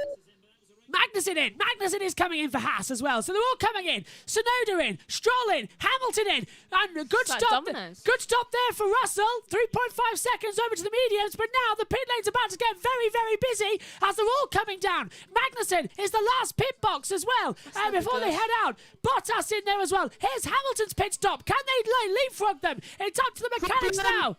We got a problem for Hamilton. Yeah, there's a problem. There's a slow stop on the rear left. Very slow stop for Lewis Hamilton as well. Verstappen is being told to box as well. Out of the pit lane. Tsunoda comes out in 8th place. Magnus has gone out. Oh, and Stroll leapfrogs Ocon, and Ocon leapfrogs Hamilton. Hamilton's put a stop. I just heard the word craft Hamilton's in pit lane. Hamilton's put them all down, really down on the order now as well. So at pit exit, it's Tsunoda 9th, Stroll 10th, Ocon 11th, Hamilton 12th. Leclerc now being told to box as well. It's changeover time to dry tyres, and this is where it all gets chaotic. No. Ricciardo. Still very slippery out here, mate. Hamilton says it's still very slippery, but it's the faster time to be on because Ricciardo's just on a 1:29.169. Leclerc in. Verstappen, Leclerc and Norris pits. Good stop from the Red Bulls. He's got out ahead. Leclerc tumbles in off the Inters. He goes onto the brand new. There's a slow stop. Slow rears for both of the Ferraris.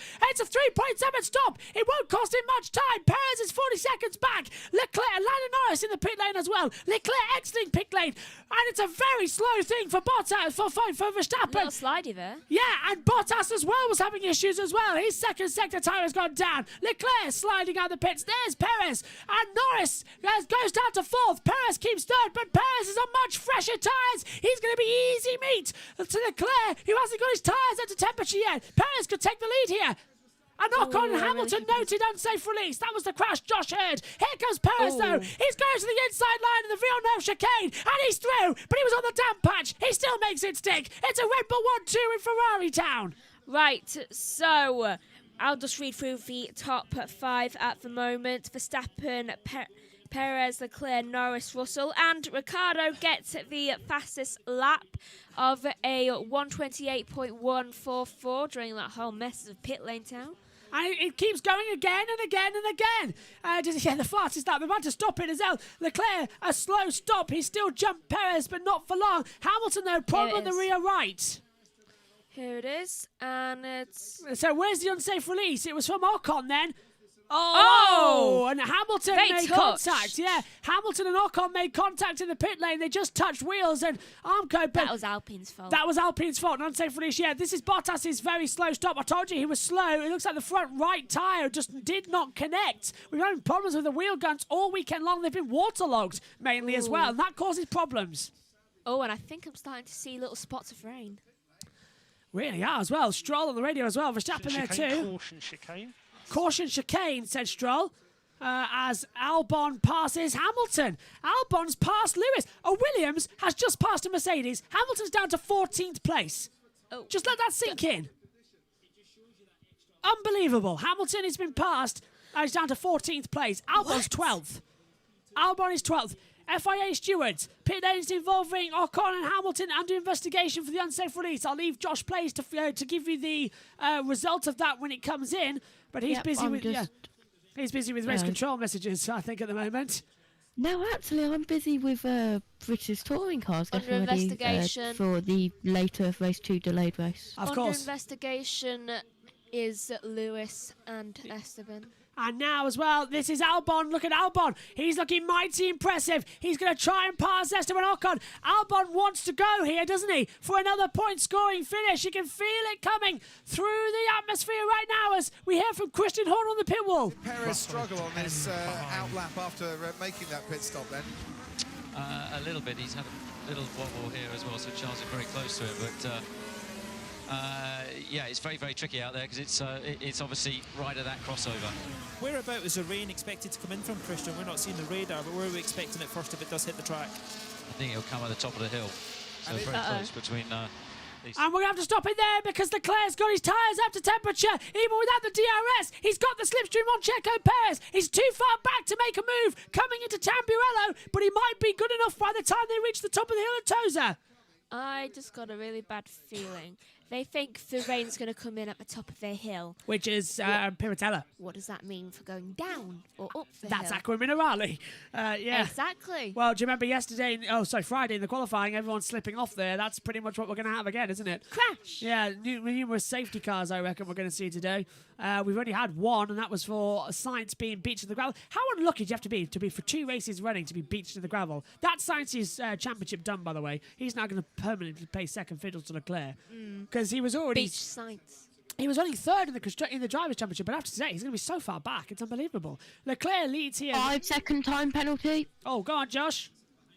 For Ocon for unsafe release. So Ocon does get that penalty for an unsafe release then. I thought there would be... He deserved it. Yeah, and look at this. Look at Leclerc. He's got the slipstream as we head down towards Ravazza. I thought he might look for a move on the inside there, but he was just too far back. There's the confirmation of the penalty. Maybe he'll wait until the hill. So Esteban Ocon, a 5-second time penalty for an unsafe release as well. As you heard Josh say, here we go, down the start-finish straight once again. The thousands of Tifosi watch on as Leclerc hunts down Sergio Perez. Down towards Tamburello we go as well. Leclerc, too far back to make a move on this lap time, unfortunately. Let's hear from Ricardo. Daniel, I'll let you know when they activate it. I assume you think it's safe to activate DRS. Is it safe to activate DRS? Yep, it is. Leclerc was a second quicker than Verstappen before he caught the back of Perez. So Perez is really holding up Leclerc here. Perez is doing exactly what he did to Hamilton last year. Don't you just get a feeling that something's about to happen? You get that feeling, don't you? Yeah. It's like you can sense it. It's in the air. You can taste it almost. It's the rain that's coming. It's there's something going to happen. It's a deluge of the track, maybe. I'm not sure, but either way, it's going to be fun. Track temperature at 16 degrees, air temperature at 13 degrees, so it's getting colder out there, and the track temperature is dropping. And getting those tyres activated is going to be a very, very hard sell for everybody, I reckon. I wonder who it's going to happen to, though. That's the great. Well, you've predicted Stroll, who's running 10th. Hamilton's 14th, though, by the way, and closing down on Gasly. But this is a terrible weekend for Mercedes. I wonder if Lewis is just we like think these rears are good to the end. We need to manage the front right more in 9. Rain risk is receding, so we need to protect the front right and go longer on this set. Thanks, Josh. We've hit record. That's handy for JoshPlayz up in the comms box, isn't it? He's just told us that the formation lap started for British Touring Cars, and we've hit record. So thanks, Josh. Here on board then with Leclerc, hunting down Checo Perez into Tamburello. And it's getting very close out there as well. I would not want to be out there right now. Yeah, also, Josh, don't tell me anything happens in the touring cars. I know. I am literally, as soon as the race starts, turning off. All right. And don't worry, I will share my screen so you can see the same race coverage. I won't tell you because I can see it in front of me. As Megan can see in front of us as well. So Megan literally shouts. I know what happened in the last one, too. Yes, as here we... Oh, did you watch race 1? Oh, nice. Russell Radio. So, George, we didn't get the flap adjust, so you'll be very shy of aero balance. And that was the gun feeling. So, Sebastian, everyone's on So it was mediums. the gun failed. 1.7, Magnussen behind 5.4. So that's what happened. It will be the front right tyre that we've got to look after, front right. So that's what happened. And the rain is moving away. Okay, Shut up! Rain's moving away, might not get it, but it was a gun failure on Russell's car. That's what cost him the slow pit stop. To Megan. Do you want to know what type of race it was? What? Like, whether it was good or bad. What race were you watching? The one that was on the... Oh, I wasn't keeping an eye on that one. That's a junior. I was. What was it? Was it good? It was good. Oh, good. I look forward to seeing that then later. I mean, it's not a race we commentate on, but I do watch the support race touring cars back. You're going to have fun watching it. Oh, lovely. Look, Perez, fastest first and second sector. That's come out of nowhere. 26.2 first sector, 28.0 in the second sector, and third sector fastest, 121.877. Perez, fastest lap, and is now dropping the gap. 1.7 seconds, the gap between Perez and Leclerc now. I told you, he's going to want to win this. Do you think Perez will be allowed to win this race? Considering, well, actually, Perez is 4th in the championship. Max is 6th. A Red Bull really yellow flags. We've got a yellow flag somewhere on the track. Can't see why. Megan thinks it's Mick. It's double yellow sector 14, and that is at... you're right, it was Schumacher. That's at Aqua Minerale. So he went off. I saw him going very slow. You're right, at Variante Alto, actually. So the top of the hill. We go green now. So Schumacher has a second excursion of the race as Hamilton may be trying to make his first move of the entire weekend. He spun. So that's what happened. Slow. Has the race started, by the way, Josh, on BTCC? No. Good. Tell us when it does, because I've got to keep an eye on this timing one if it's working. Just tell us when we're green, and then we'll switch it off. This is Schumacher, locks up, goes straight on, and on the wet grass, loses it across the track. Well, that was just a brake failure. There's a massive bit of debris on the track for BTCC. Oh, dear. So it's a 3-second... lining up on the grid, and Jenny has exit stopped. turn 50. Good. Yellow's exit turn 50. We've got to get that was radio from Perez. Just quickly as well on the monitor, we were seeing as well that we've got some great times coming from Verstappen, but until Perez did the fastest first sector again. So Verstappen briefly had it. Now it goes back to Perez with a 25.944. 994, I stand corrected, side by side. Finally, some action. Stroll trying to go right round the outside of the AlphaTauri of Yuki Tsunoda, and Stroll's suddenly looking very racy indeed. Where's this come from? He's absolutely mad. He's a madman out there at the moment, is Stroll. He got so much speed. Still no DRS, despite the fact that it's dry conditions out there. Well, he's feeling a lot of pressure. And Stroll moves around the outside line, trying to get ahead of Tsunoda for 9th place into Tamburello. Hasn't worked out. Ocon and Albon now joining the party. Hamilton is second down. Here comes Ocon, pulls to the outside, carries to the Villeneuve chicane, but Stroll's got him covered off. We're going to try and get this tyre to the end, so it is about looking after the front right. I think you're doing a good job. It's costing a bit of time. Are they green yet, Josh? I think that's good for the front they're right. green now. He sees an Alpine and a Haas close to each other and he's nervous. Which I don't blame him for. Which, speaking of the devil... Good news is that our time... There's a stall up, and I am switching off. Good news is that the timing screen is working, so I'll let Megan deal with that. It's a 16-lap race, so she can deal with that. I'll look away.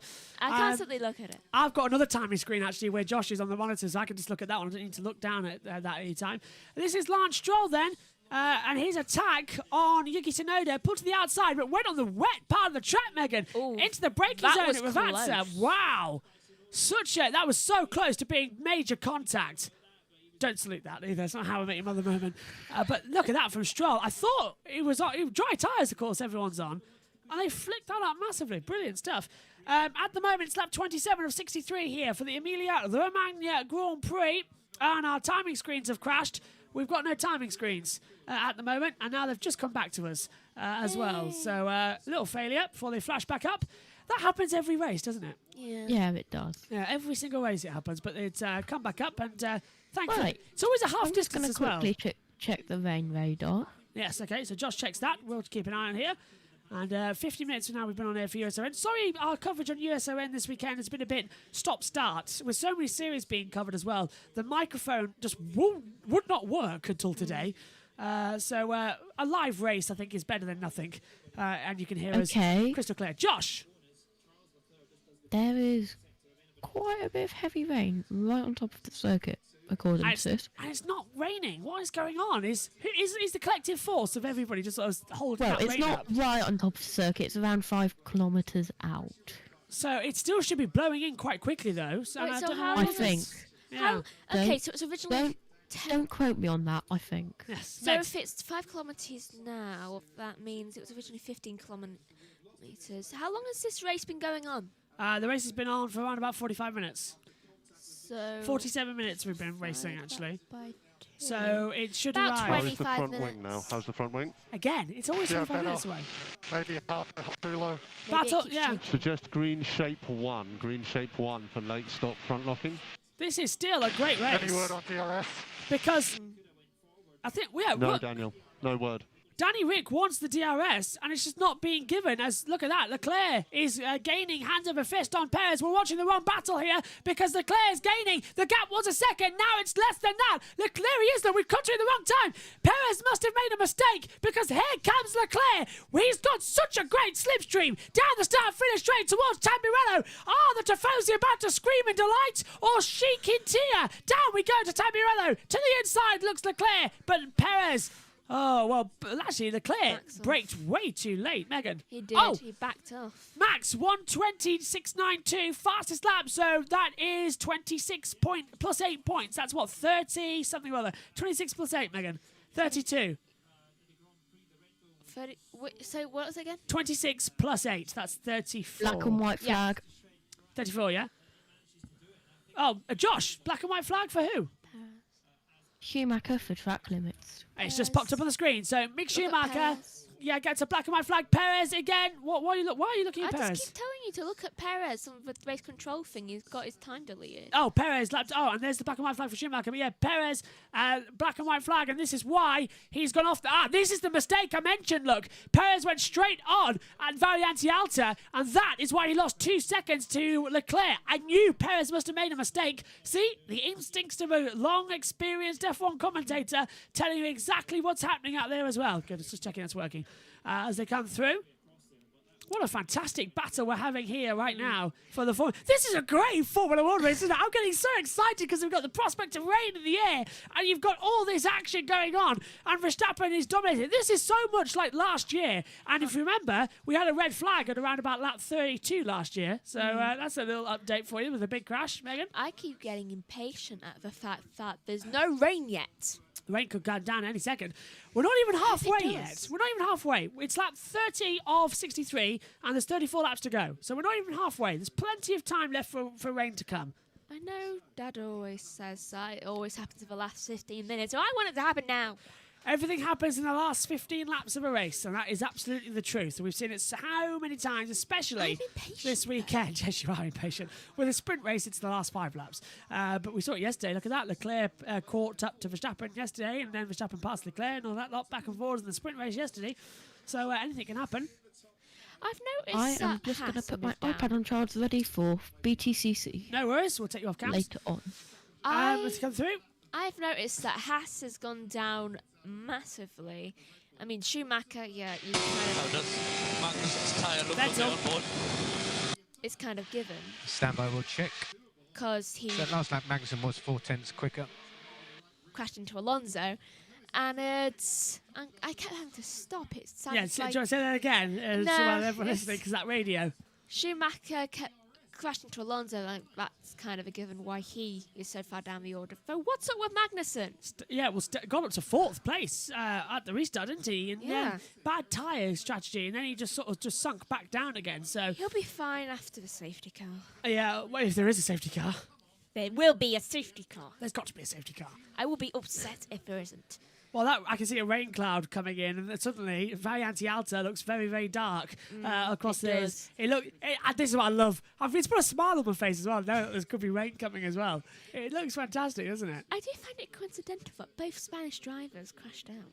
Yeah, Alonso crashed. Well, Alonso got crashed. Well, they and practically at the same time as well, because Alonso got the damage at the same time that forced him to retire. If you're Spanish at Imola, you're not having a good time. But 2 DNFs for Carlos Sainz. Ferrari have got to be worried about who they've signed. What's happened to Sainz this year? He's just not up there. He's just having bad luck. Yeah, 2 races in a row now as well. It's really bad, as that car can be a winner. Let's hope he comes back stronger. And Lewis Hamilton. 2 weeks. Yeah, 2 weeks' time until Miami.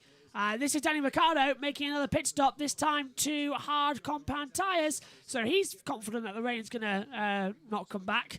Let's hope a nice beach trip will liven him up. What, Miami for... Yeah. I'm looking forward to Miami, too. W Series back in 2 weeks, of course, as the support series. You looking forward to calling that? I'm not sure. I have a lot of tests next month. So it's just going to be a hassle for you? Yeah. Very nice. It's back-to-back races as well. 2 races, one on Saturday, one on Sunday. Lovely. Yeah, I know. Lovely, lovely, lovely. That's in 2 weeks, though, the return of the W. Done it on Sunday, twice. This is the medium tyre. Let's go entry 6. We start to see a bit too much sliding now. We want to put more fontaine in the car, please. That's from Gasly. So let's start to use the tool to put more fontaine in the car and avoid any issues. So we're just being told as well that everybody's on the medium compound tyre bar Ricciardo. So Ricciardo's out there on the hard, so no one's out there on the wets, but there is rain coming. Josh is back from doing... Confirmed. Yeah, there you go. I was about to say, Josh is back in race control. What's that weather radar looking like? I'll tell you what that weather radar is. Let me just refresh and... That's not good. 2 seconds. Lewis Hamilton seems to be closing, but he's not going to make a move, is he? When was the last time you can remember Lewis Hamilton, every time there's been a race, he's gone backwards in positions? In the past year, I would say a few. Sprint race yesterday, qualified 13th, started 14th. The race today, started 13th, gone back to 14th because of penalties. He ain't have a good time with it. I know. Race control, not to you, Josh, to Sky with Christian. DRS, he would have got past him there, so we were lucky that it's not active at the moment. So Checo's just got to build that gap up. Keep Charles behind, which that lap he did a great job. This lap. And Christian, 7/10. Christian, we're just on board with Lewis Hamilton there as we rose over the crest. I could see some dark clouds around still. Is there rain coming? What's your radar actually saying at this moment? Well, the radar's saying not a lot, but as you can see from Lewis's car, and I'm just looking out, there's still some very dark clouds around, so you've still got to be on your toes. Christian, thanks ever so much. Lap 33. Okay, to JoshPlayz at the race control. What is the weather radar looking like? Because we're approaching half distance. In fact, we've just passed half distance, and nothing so far exciting happening at the current stage. So give us the stats, Josh. What's the weather looking like? The majority of the rain is 40 kilometres away. So it's going to miss us. But... Yeah. We were promised so much. Go on. From the circuit all the way up to the majority of the rain is light blue. So it says on my screen there's a 45% of rain, but if I go on to the official one... Well, what was that? Red flag. No. Hamilton's trying to go around the outside of Gasly to make his first move of the entire race, but you saw it too, didn't you? Yeah. The clock stopped at 1:08:04 and it looked like there was a red flag. So, no idea what that was all about. I thought the red flag had just come out. You saw it too? Yeah. Risk of rain for Formula 1 race is 60%. Yeah. I won't accept the fact that Alonso is out unless there is rain, because then he has missed it. Yeah. It's a phantom red flag, by the way. That's happened a few times. Yeah, no sign of the red flag. It happens every now and then. When the systems crash, they signal a red. But especially when it's it's raining. Especially when it's raining, the water gets in the systems. But I thought for a second, because I've got a timing screen just alongside Josh on the race control monitor where I look at just alongside my eyesight. So I was looking and responding to him. There he is, and it flashed up red on the timing screen. Yeah, I was looking at that one. Enabled. Ah, brilliant! Brilliant! So DRS has finally been enabled. 34 laps later, we finally get it with 30 to go. Why has it taken so long for the DRS to be activated? It's been dry tyres for ages, and now the race is on. As soon as it's getting close to rain, they're just like, do you know what? Let's make this a little bit more interesting. And Hamilton pulls to the outside line. He still can't get past. Well, we've seen this actually in years gone by. Without the DRS, every Mercedes has always struggled when it's been in the midfield. It's used to being out front. It looks like they hopefully will do better now. So, honestly, what's up with Hamilton? Last year we saw him crawl his way up from literally really bad, really bad positions at the start to winning. And Sao Paulo. Yeah, and here he is now, stuck in 14th place behind an AlphaTauri and a Williams. It just doesn't make sense, does it? Yeah. It makes zero sense as to what's actually happening out there today for this one. But surprisingly, this might be one of the days where everything goes okay in terms of everything. So keep that. What, you would rather be sat here with a red flag for like an hour? No, not a red flag. At least a safety car, though. Well, it's still early. There's still 29 laps to go this one. We're only an hour into the race. Or 55 minutes to be precise. Yeah. Hello to all. Yeah. We haven't had someone crash now in ages. Last one to retire was Alonso. And according to my timing screen, they're back on the track. Yeah, it keeps doing that. Yeah, and it's I don't know why that's done it. But here we go. DRS now. Gasly's got DRS too. Hamilton just can't catch a break, can he? DRS gets enabled, and he still can't get through on the AlphaTauri because he's got it on Albon. Just like Hamilton's like, I got you now. Just like, have you though? Yeah, have you really got me? Because I think you'll find I'm sort of sloping up the inside here, saying, hello, I'm going to make the move. It's like, I'll put the Williams behind me now. Just like, then you can fight your little battle. I thought you were going to say something else then. I really thought you were going to swear. I really thought you were going to swear. Why? Why would I swear? And then you can people. fight your little battle. I thought you were going to say something else then, begin with a B. I genuinely thought. Yes, hello. But my dad's got the mower out again. Can't hear it all. Don't worry about it. Those headsets are golden for isolating sound.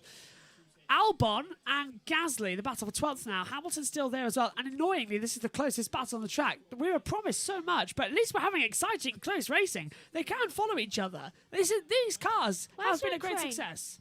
Second? Why is there a crane there? Alonso's not on the crane, is he?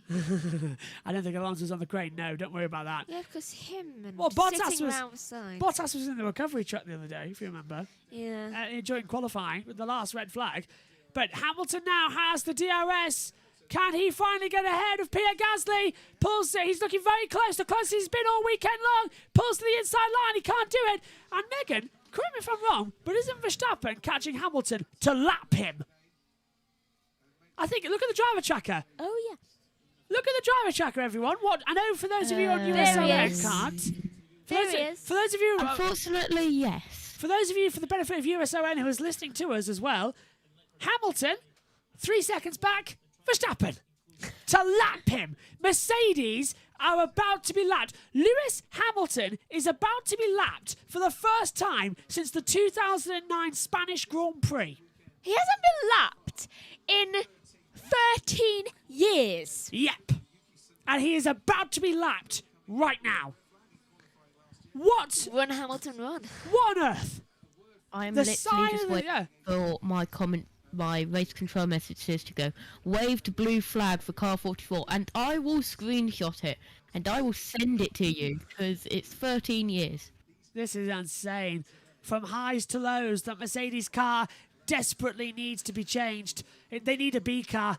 And the Mercedes is really struggling. Ooh. And I've just got a bad feeling that all the Verstappen fans and all the Team LH are going to go to war because the Verstappen fans are going to be mocking the Hamilton fans and Lewis himself as well because he's going to be lapped. Well, how the mighty have fallen. And even Verstappen had fallen this year, remember. 2 DNFs in the opening 3 races. They both have fallen so far. I just have to point out as well, every race Max Verstappen has finished this year, he's won. Didn't finish Bahrain, won Saudi Arabia, and took pole. Yeah. Didn't win, retired in Australia, took pole, won the sprint, took the pole here, and is going to win here. So every race Verstappen has finished, he's won. That Red Bull is quick as the Ferraris, but it's not reliable.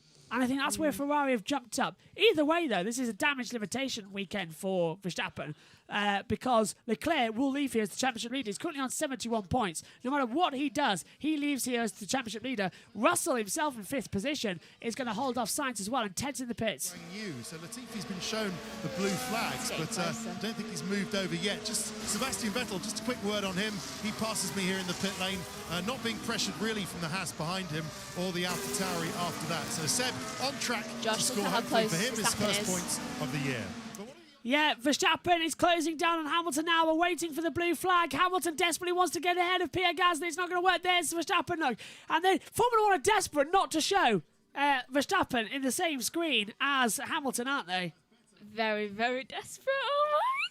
And on our YouTube chat as well, we'll go to that for a sec. Sorry, Josh. We're going to see it's 3 seconds lap slower than Magnussen for Bottas, so that was earlier on. And Ben, hello Ben, as well from our grid network.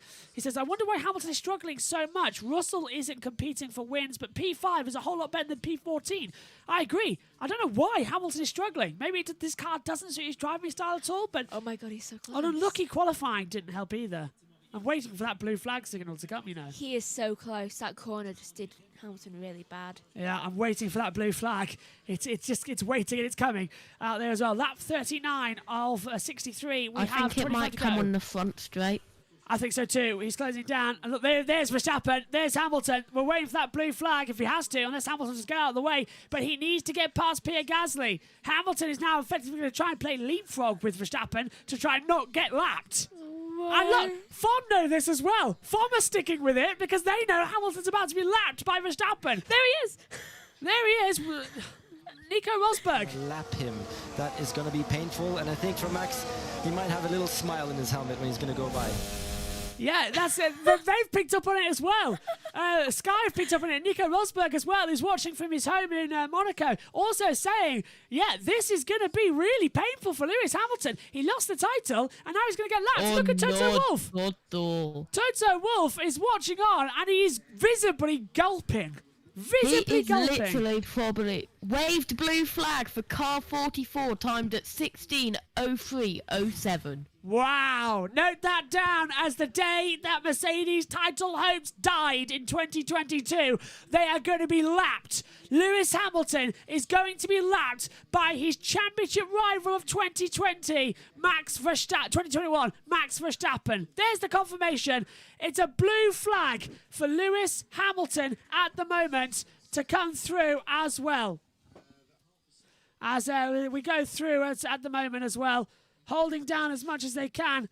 Really struggling then. Verstappen radio. Verstappen. I think that was Hamilton's radio, but we heard it as Verstappen's because all we heard was Verstappen come through as well. Really strange, really bizarre. Didn't expect that. Here we go.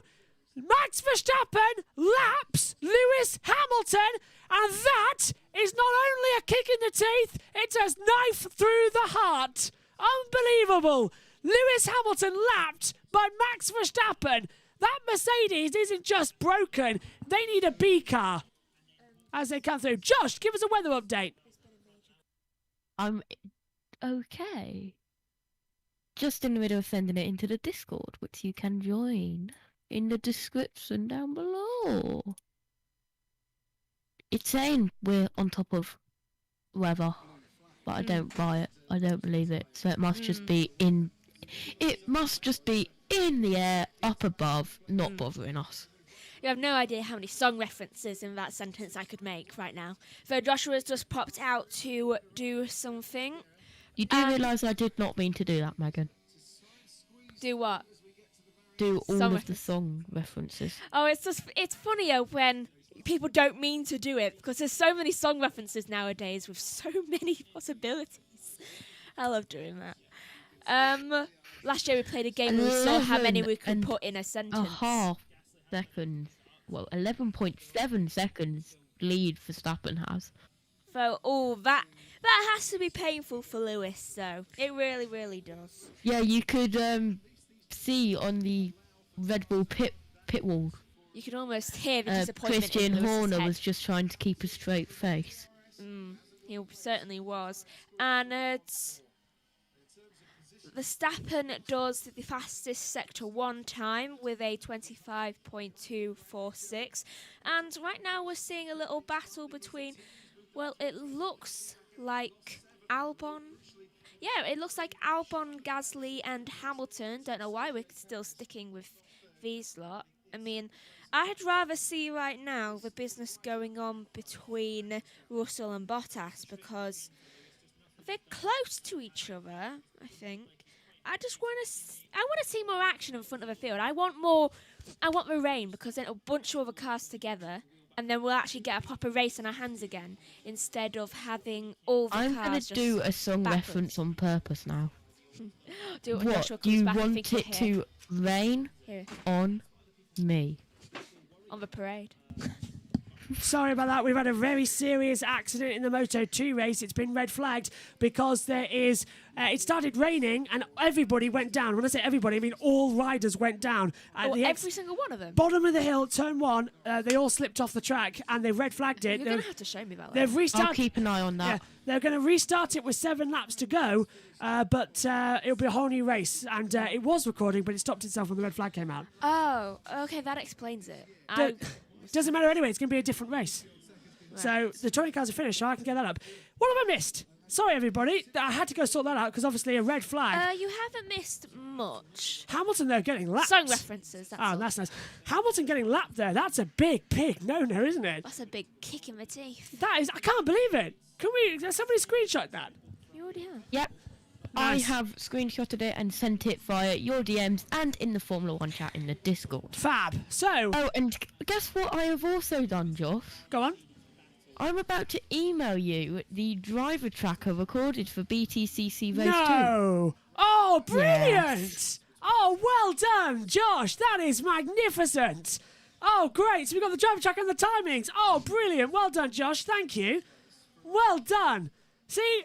What a team. What a team. Well done, everyone. Right, I'll switch this over. Because of how big it is, I'm going to have to share it via Google Drive. Yeah, sure. I can download it. It's all right. It's fine. Oh, brilliant. So, let's recap. 20 laps to go this F1 race at the moment then. We have Verstappen leading, 25.1 in the first sector. He was looking quick there, Mex, but it's changed a little bit now. Why have we changed? Oh, I know. I know. Yeah, Moto2 needs to be restarted. So I need to change times. Hamilton, he still hasn't passed Gasly. Oh, come on, Lewis. I thought he would have got past Gasly by now, and he still hasn't down there. Is that rain on the camera lens for Hamilton? I think it is. I think it might be. Is it starting to rain? Well, we were promised that rain. It hasn't come yet, and I think we're going to see it. My goodness me. I've seen the Leclerc radio. Plan D, how does it look? That's for wets. Oh. Not good. Stay out until the end. So the Ferrari are on plan C right now, and they want to go to plan D. That's how big the gap is at the moment between them all. Next thing you know, they'll be going on to plan Alpha. They've moved from the English alphabet to the Greek. They don't even have a pla. And Latifi, what is that? Is that nut? It's a winglet of some kind flying into the road. That looks like a nut. Oh, and who did it get? It's a cog. It's a gearbox cog. So one of the gearbox cogs have come loose and has gone onto the track, and that's Latifi in big trouble. That's really going to be trouble. Yeah, that really isn't a good sign. I predict Latifi will be out by the end. I don't think he'll even get to the end, to be fair, without a gearbox. Is this the time Lewis Hamilton's going to get ahead now, finally? He's got the DRS on Pierre Gasly, down towards Tamburello. He pulls to the outside line, and he still can't get through. What is going on with Lewis Hamilton today? He didn't have breakfast, did he? Oh, I don't know anymore, to be fair. And by the way... Go on, Josh. For some reason, it started when it was at turn 2 of lap 1, but it's still a driver tracker. Who cares? It's always a little second behind anyway. Anyway, back to Formula 1 because touring cars is later. Yes, at 4:30, by the way, if all goes well. It may be even earlier, I'm not sure. It all depends on this F1. Moto 2 is going to be restarted, by the way, with a 7-lap race. So when we eventually get round to it, we'll cover the crash and the first couple of laps, and then we'll move over to the main race. Do you know? So don't worry. I've had my phone over here on Joshua's side of the table desk for how many hours now? Since MotoGP. Yeah, so a couple of hours. A couple of hours now, yeah. And I never realised how many messages I got because my messages have just been pinging right mad. Have they? Yeah, look how many messages I've got. You really have, yeah. Anyway, back over to your side of it. Is it charged? No, it's fallen out. Yeah, that's it, yeah. Anyway, take the comms again. Is that the first time you've ever led F1? Apart from in a race, that is. No, remember. I've done He's done it! Lewis Hamilton pulls to the outside. That's temperature. Oh, never mind. Oh. Never mind. Can't get through. Again, he's too late on the power mega. He just can't seem to get the move done. Lewis, may I suggest drinking some Red Bull before the race? Well, to be fair, we know Lewis Hamilton has commitment issues, but blimey, did not even make the overtake. This is a bit much. And those dark clouds that Josh has been on about are coming in over the top of the hill, down at Toza. We might get rain in the last couple of minutes. Remember Russia last year? You were even wearing that. Was that? Yeah. Oh, my. We could have rain again. Oh, tense times. Actually, now that we've got your laptop, Dad can have the clone box back, but I can't be bothered to go do that. Don't. Well, I could actually, because it means we're back on track. No. Humperdinck says, I think going 13 years without being lapped is more impressive than winning 7 championships. Ideally, I agree with you as well. Perez going to lap Hamilton. Oh, my God, says Ed. You're right there. Humperdinck's good. It happened. Oh, my God, I'm speechless right now, said Vincent as well. Do you know what would be really, really a massive kick in the teeth? What? When Lando does that. What if Lando laps Lewis? Yeah. Revenge for what happened in... when he spun off because of in rain. Russia, yeah, last year in Sochi. And, right, can Lewis Hamilton actually make an overtake in this race for the first time? It seems to be all we've been watching their laps now for over 10 laps. Nothing else has been going on. Hamilton looks to the inside, Gasly cuts him off. Pierre Gasly, I think Pierre Gasly is going to be getting loads of drinks from everybody in the paddock to keep Lewis behind her so far. This is heartbreaking. I have emailed it you. Oh, so thank you. Hopefully I've done it, and it actually I works shall get and that downloaded and put onto the main computer, ready for the main race coming up as well. And it should be quite quick. I'm good like that, and I do stuff behind the scenes, and you had no idea. Had no idea. See, this is why Josh is absolutely amazing in the commentary box as well in the pit lane. Radio is down there for Stroll. Should we hear it again? Let's hear from Stroll. If it's going to load, here we go. We can brake a bit harder for 9 to slow the combined entry. Brake harder for 9 to slow the combined entry to help front right. We've moved people. We've got to Magnussen and Tsunoda. Hey, hello. This is the battle for 8th, finally. We've still got an AlphaTauri. What's happened there? Someone just flicked on the timing screen. This is why, because Tsunoda has got the ride on Kevin Magnussen down towards Tamburello, and he's got the DRS, and Tsunoda pulls around the outside. Okay. Everybody make a round of applause for Yuki Tsunoda, who's actually made the first overtake in over 15 laps. Woo! Well done, Yuki. We've had laps. Technically, laps don't count. Lap Hamilton. Doesn't count. It was too far down. That's not an official overtake. Race start now for Moto 2, so they're back underway. underway. Can I have feedback on front wing if we're able to make another stop? To be honest, I have problems with both, so I'm not sure. I'll come back to you. Suggest a red mid 6. Let's take another look at the Tsunoda overtake around the outside. Looked quite nice, didn't it, Megs? Into the braking zone. Yeah. Tsunoda radio. Good job, Let's go! I made the first overtake. For a long time as well. And for Yuki Tsunoda, actually, he's had the most recent experience at Imola ahead of the 2021 race. He having tested for AlphaTauri prior to the start of the season. He had never previously raced at the circuit. Tsunoda crashed in Q1 and failed to set a lap time and started on the back row. He went to finish in 12th place. Today, he's going to get points in 8th as things stand. But everyone from Stroll below... and the race leaders just crashed out of the race in Moto 2. Jake Dixon, oh dear. That race sounds more fun than this one. Pace is similar. You just need to work on the front right. This is the maximum you can do in 9. You can manage the front right and you'll get to the end. 15 laps to go then. Who's going to crash now? Which means you can now vote for your driver of the day. And guess what? I'm going to do that. And I'm going to vote for Verstappen just because he lapped Hamilton. Hamilton pulls to the outside line, but in the braking zone, Gasly brakes later. How frustrating is this going to be for Lewis Hamilton to know that he can't get ahead of this one car? I'm surprised he hasn't, out of frustration, pulled his steering wheel off and hit it in. It's not Das. But knowing it's probably going to be Leclerc because it's Italian and it's Ferrari. Yeah, probably. Here comes Perez to lap Hamilton. Blue flag for Lewis Hamilton to be lapped by Sergio Perez as well. So Lewis Hamilton receives... really is cursed. Yeah. Who? Ted. The Williams, Crofty. As I said a few laps ago. Is staying there. And obviously they're one of the teams that's taken off some paint and some stickers for this race to try and lighten their car. Checo 20.9, Leclerc 20.8. That's 3 people. Are they close together? 3 seconds apart. Both still need to go through that train of blue flags. Back to Ted. 5-second penalty, so he will move up Alex Albon to 11th, and then Stroll ahead of him, some 3 seconds ahead of him. Cheers, Ted. And that's, of course, the 5-second penalty that we've already seen on the board. We've got a 5-second penalty for Esteban Ocon, wasn't it?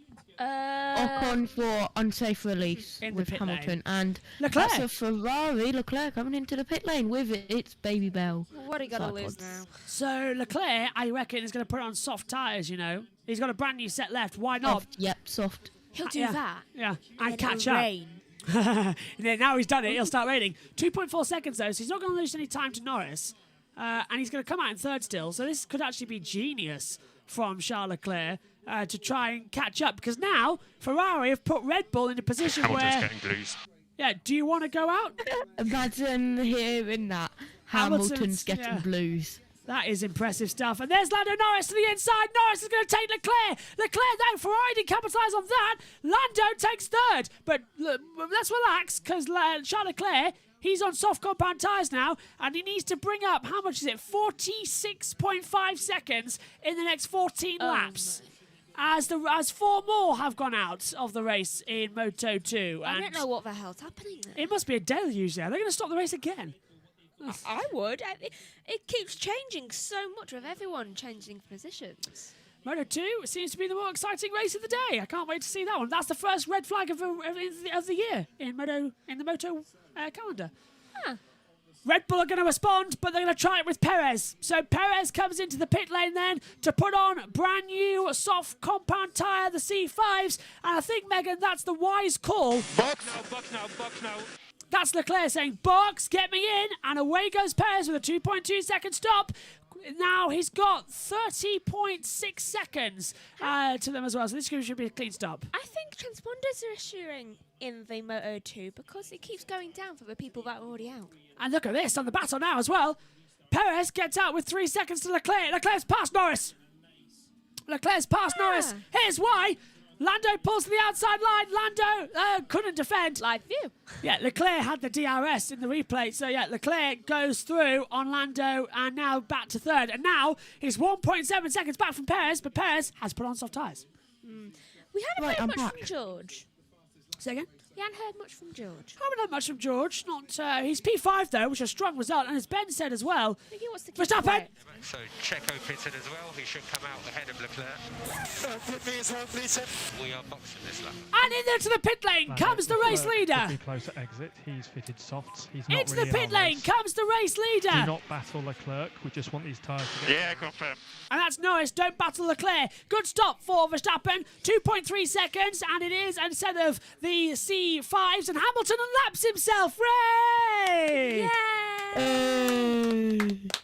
Lewis unlaps himself. Just probably to be lapped later in the race again. You both said the same thing at the same time. Yeah, they're both going to lap him. It's coming out now as well. And they come through now. Oh, Leclerc gets the fastest lap now with a 1:19.206. Josh. Thanks to my dad for giving me his phone so I can watch the Moto 2 races. He has BT Sport on his phone. Oh, nice. What's the weather like there? And Antonelli's crashed. Oh, dear. Looks dry.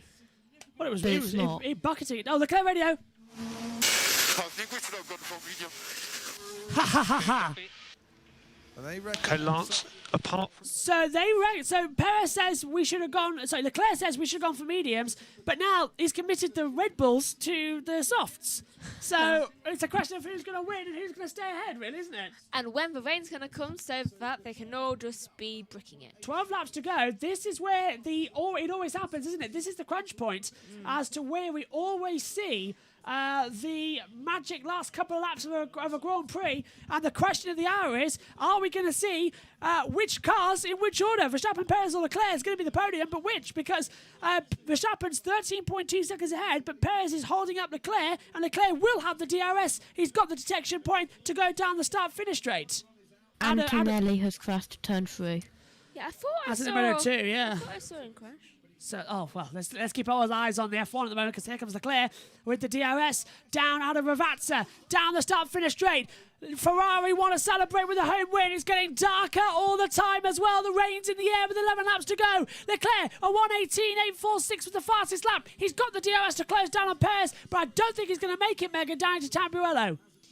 I don't think he'll make it. No, he hasn't. He's backed out. Perez keeps it. It's too much of a dangerous point recently to actually make a move there. How have we got this lucky with the weather again? Can't we ever just have a complete deluge and just wet the track and just go for it? Can't we just have someone pour water on it? Vincent says, I'm praying for rain. Please, rain. Rain, come to us, please. M says, my heart dropped when Checo stands still and they teleported ahead of Leclerc on the driver tracker. Yes. Do you know that Indonesian woman from MotoGP? Maybe we can get her to do a rain. Yes, but she stopped it so we could have a race. Yeah, then maybe she could do a reverse. So you want to walk backwards down the pit lane then? Yeah. All right. Yellow, yellow, yellow, yellow. Yes. So who's this? Leclerc. No, what? No. No. This is him. No. And this is Leclerc. Leclerc spun. And Leclerc's in the wall. Charles Leclerc. Can he get it going? Can he get it? He can. He spun off. Yes. And Carlos Sainz can't believe it. I can't go closer. Where's Lando? Where's Lando? In front of him. Third. Lando goes third. Charles Leclerc at the top of Variante Alta makes an error. And Lando Norris goes up to third. And Leclerc's off the podium. Is it raining out there? Is it raining? Or did he just Maybe lightly? Did he take the curb? I don't know. Leclerc radio. Any feedback on the car? He's in. Seems okay. He's pitting. That's an old radio message then. He's pitting. This must be for mediums. He wanted mediums, remember? Either that or he's stopping. Well, no, this will be for Leclerc for mediums. Definitely off George the podium. Russell. It's mediums. Brand new. No, used mediums going on. Or is it used softs? Which is it? I can't tell. Oh, it's a nose change. He's damaged the nose. Nose change on the front of the Ferrari. He's behind Bottas. It's an old set now of softs. Old set of softs now going on. What is going on? Oh. The yellow flag getting withdrawn. What happened? He's come up behind Vettel. He's come up behind Tsunoda. And Tsunoda goes round the outside of Sebastian Vettel for 6th. What is going on? With 10 laps to go, the entire race has been flipped upside down. Magnussen's ahead of him. Wow. So Note to self. Magnussen's do passed not him. Pick Leclerc every single race for pick a winner. Leclerc down to 9th. I can hear Matt Gallagher weeping from WTF1. And this is how we did it. We were on board. We saw the yellows, and this was why. Let's take a look. So he takes too much curb on the entry to Variante Alta, unsettles the rear, and just spins it round. And I don't think they needed a wing change. I think they were fine. Oh, it jumped up in the air so much. He flew. I think the wing was fine. I think Ferrari have just made an error by changing the wing. It looked perfectly fine to me. I don't think he actually touched the barrier with it. Did he? He gets a little knock. No, I think he touched the tyre. Yeah, I think he touched the tyre, not the wing. So I think don't that was waste tyre. That was a wasted pit stop. Yeah. Don't waste wings and And tyres. now he's still got the fastest lap, but he's still inside the top 10. But either way, let's remember Leclerc leaves here as the championship leader. He's got ahead of Magnussen. Is everything okay on data? All is good on data. You can push. Now Leclerc may as well play the gamble if it rains. If I want my picker winner to win, I need need Verstappen to lose. Both Ferraris having absolute major issues coming into their home race. They are. And I really need Verstappen to pit. So then Perez can be first and then I win picker winner. And here comes Lewis Hamilton. He's still stuck behind Pierre Gasly. Come on, Lewis, make the move. He's got the DRS. Down towards Tamburello once again. Gasly too has the DRS. Hamilton this time sends it around the outside, but he just breaks. I think he's got attached to 14th position. I think he's going to try and marry the AlphaTauri. Probably. It'll be a very back and forth marriage. Much like his marriage with Mercedes. As they come through. Schumacher on the radio. 2.1 ahead. He's on a 23-lap old C2 doing 122.5. That's the pass Ricardo as well. So Verstappen stopping has put them... What, sorry? On board with Leclerc. Let's hear from him. Into that. Copy, we'll check. Oh, don't tell me it's going to be retirement. This is great news for Mercedes. This is great news for Red Bull in the Constructors' Championship. They were on 55 points. Passed him again. Yeah, Magnussen's repassed Leclerc. Leclerc's got probably suspension's damage, isn't it? Or something's damaged on Leclerc. He needs to just stay inside the top 10 and he keeps the points. Yeah. Unbelievable situation here as he's got DRS this time on Magnussen. He's going to get past him again. Yeah, well, how long until Magnussen repasses him? Open up the DRS, pulls to the inside line, down towards Tamburello, and the move's done way before the old start finish straight, and that's Leclerc back up into 8th position. That move, not to refer Leclerc, but it looked like Magnussen moved out of the way because he felt sorry. Flag for Hamilton. He's being lapped again. Who's it being lapped by this time? Is it Verstappen again? Yes, it is. Yep. So not only once, but twice. Hamilton's not going to be lapped once. He's going to be lapped twice by Verstappen. But that is a kick in the teeth. He's only gonna be counting as one. As he's gonna come back next Humperdinck time. says, didn't Joshua call that Leclerc going off? I did.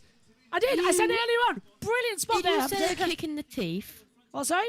Yeah. Did you say a kick in the teeth? Yeah. Yeah. Oh, bang in the... I said Leclerc would go off if the conditions got worse. Please, and he did it. I have spare shoes down on the side. I am perfect at this commentary. They are not the shoes that I'm wearing currently. Oh, good. True. I've got the perfect commentator's curse. I said Leclerc would be the first to make an error. You've been doing that all day. I and have. remember in the MotoGP? Yeah. I said that Leclerc would be the first to make the error, and he did so. So how about that? So a good spot there, Humperdinck. I said Gasly lapped. Home race curse says and Hamilton going to be lapped twice to JoshPlayz in the pits. I am done. I am not commentating on BTCC because you said Leclerc would spin and it happened. Yeah, sorry, my fault. To be fair, it was my pick a winner as well, so I've lost out. Mine is second. Yeah, your pick was Perez and P2 those things currently stand. Yeah, and I need Verstappen to either pit or crash out. Hamilton again trying to... I don't know why we're bothering watching him because he's been 14th. Hamilton and 14, maybe it should be his new number because he's stuck there throughout the entire race as well. But no, he can't have that as a number. Alonso will be mad. Oh, good point. There was a moment where Russell was 4.444 seconds behind the driver in front. What? 4.4? Behind Perez. Bottas has the DRS. And his number's 4. Bottas has the DRS to Russell, but nothing happening down to turn 1. Yeah, it's them two again. So you're telling me that Russell was 4.444 seconds behind car number 4? Either Axel just books it. Yeah. No, I believe it was like earlier in the race. Yeah, well, I'm going to say that's now because that would just be too coincidental. Also, Russell and Norris have been behind each other for ages, radio. So probably will be. That's 6 laps to go. Let's get him. Bottas beat. So Bottas wants to get ahead of the man who replaced him at Mercedes, the man he got fired for. Fair. I would as well. This is a remarkable drive from Bottas in his new Alfa Romeo career. He's only 6 steps behind. And he's going to get him. 5 laps to go in the Emilia Romagna Grand Prix, which for again, a second time, is going to be won by Verstappen. Okay, there might be a few spots of rain at turn 7, but all quite nice. And now it turns up. Now the rain turns up. Late as always, isn't it? Right, so guess what? It is in the last 15 laps. Formula 1 have tweeted about Leclerc spinning, and the iRacing admin has just said, yes, I've made this mistake many times. It's too easy. You jump over the curb at Variante Alta and you just unsettles the car. The question is, have you done it before, Joel? I have indeed. In fact, in the pre-show for this, I did it as well. As we see Bottas pulling around the outside of Russell into Tamburello. Hasn't made the move here as well. Megan's doing like a chant alongside me in the commentary box for those on USRN. You may as well just say it louder. Come on, Bottas. You really want him to get ahead, don't you? It's like Grand National. Have you got money on Bottas? Russell. I don't know if I should start putting money on. That sounded so much like Jeremy Clark. Here comes Leclerc. Leclerc passes Vettel to Charles, goes to P7. Vettel down to 8th. Great job from Vettel here. after no points in Australia for a horrible weekend for Aston Martin, they're coming back strong here. And great job from Vettel to get a couple of points on the board here today. Megan. Kaneki will be in a short shower will hit the track potentially before the end of the race. Will arrive turn 7 and 9. Look at Ferrari. They're all watching on now, thinking what a horrible weekend they've had in their home race here. The Emilia Romagna Grand Prix in Italy at the Autodromo Enzo Edino Ferrari. Radio coming up. I don't know who for yet. Russell. For quite some time. So forecasting light rain on the last 2 laps coming at turn 7. Well, I'm getting flashbacks to the last time we hit that message. Do you remember that one? Oh, yeah, Russia. Yeah. What happened then? Rain came early. Sliding up. Well, it's 4 laps to go now, so it must be coming down soon. No.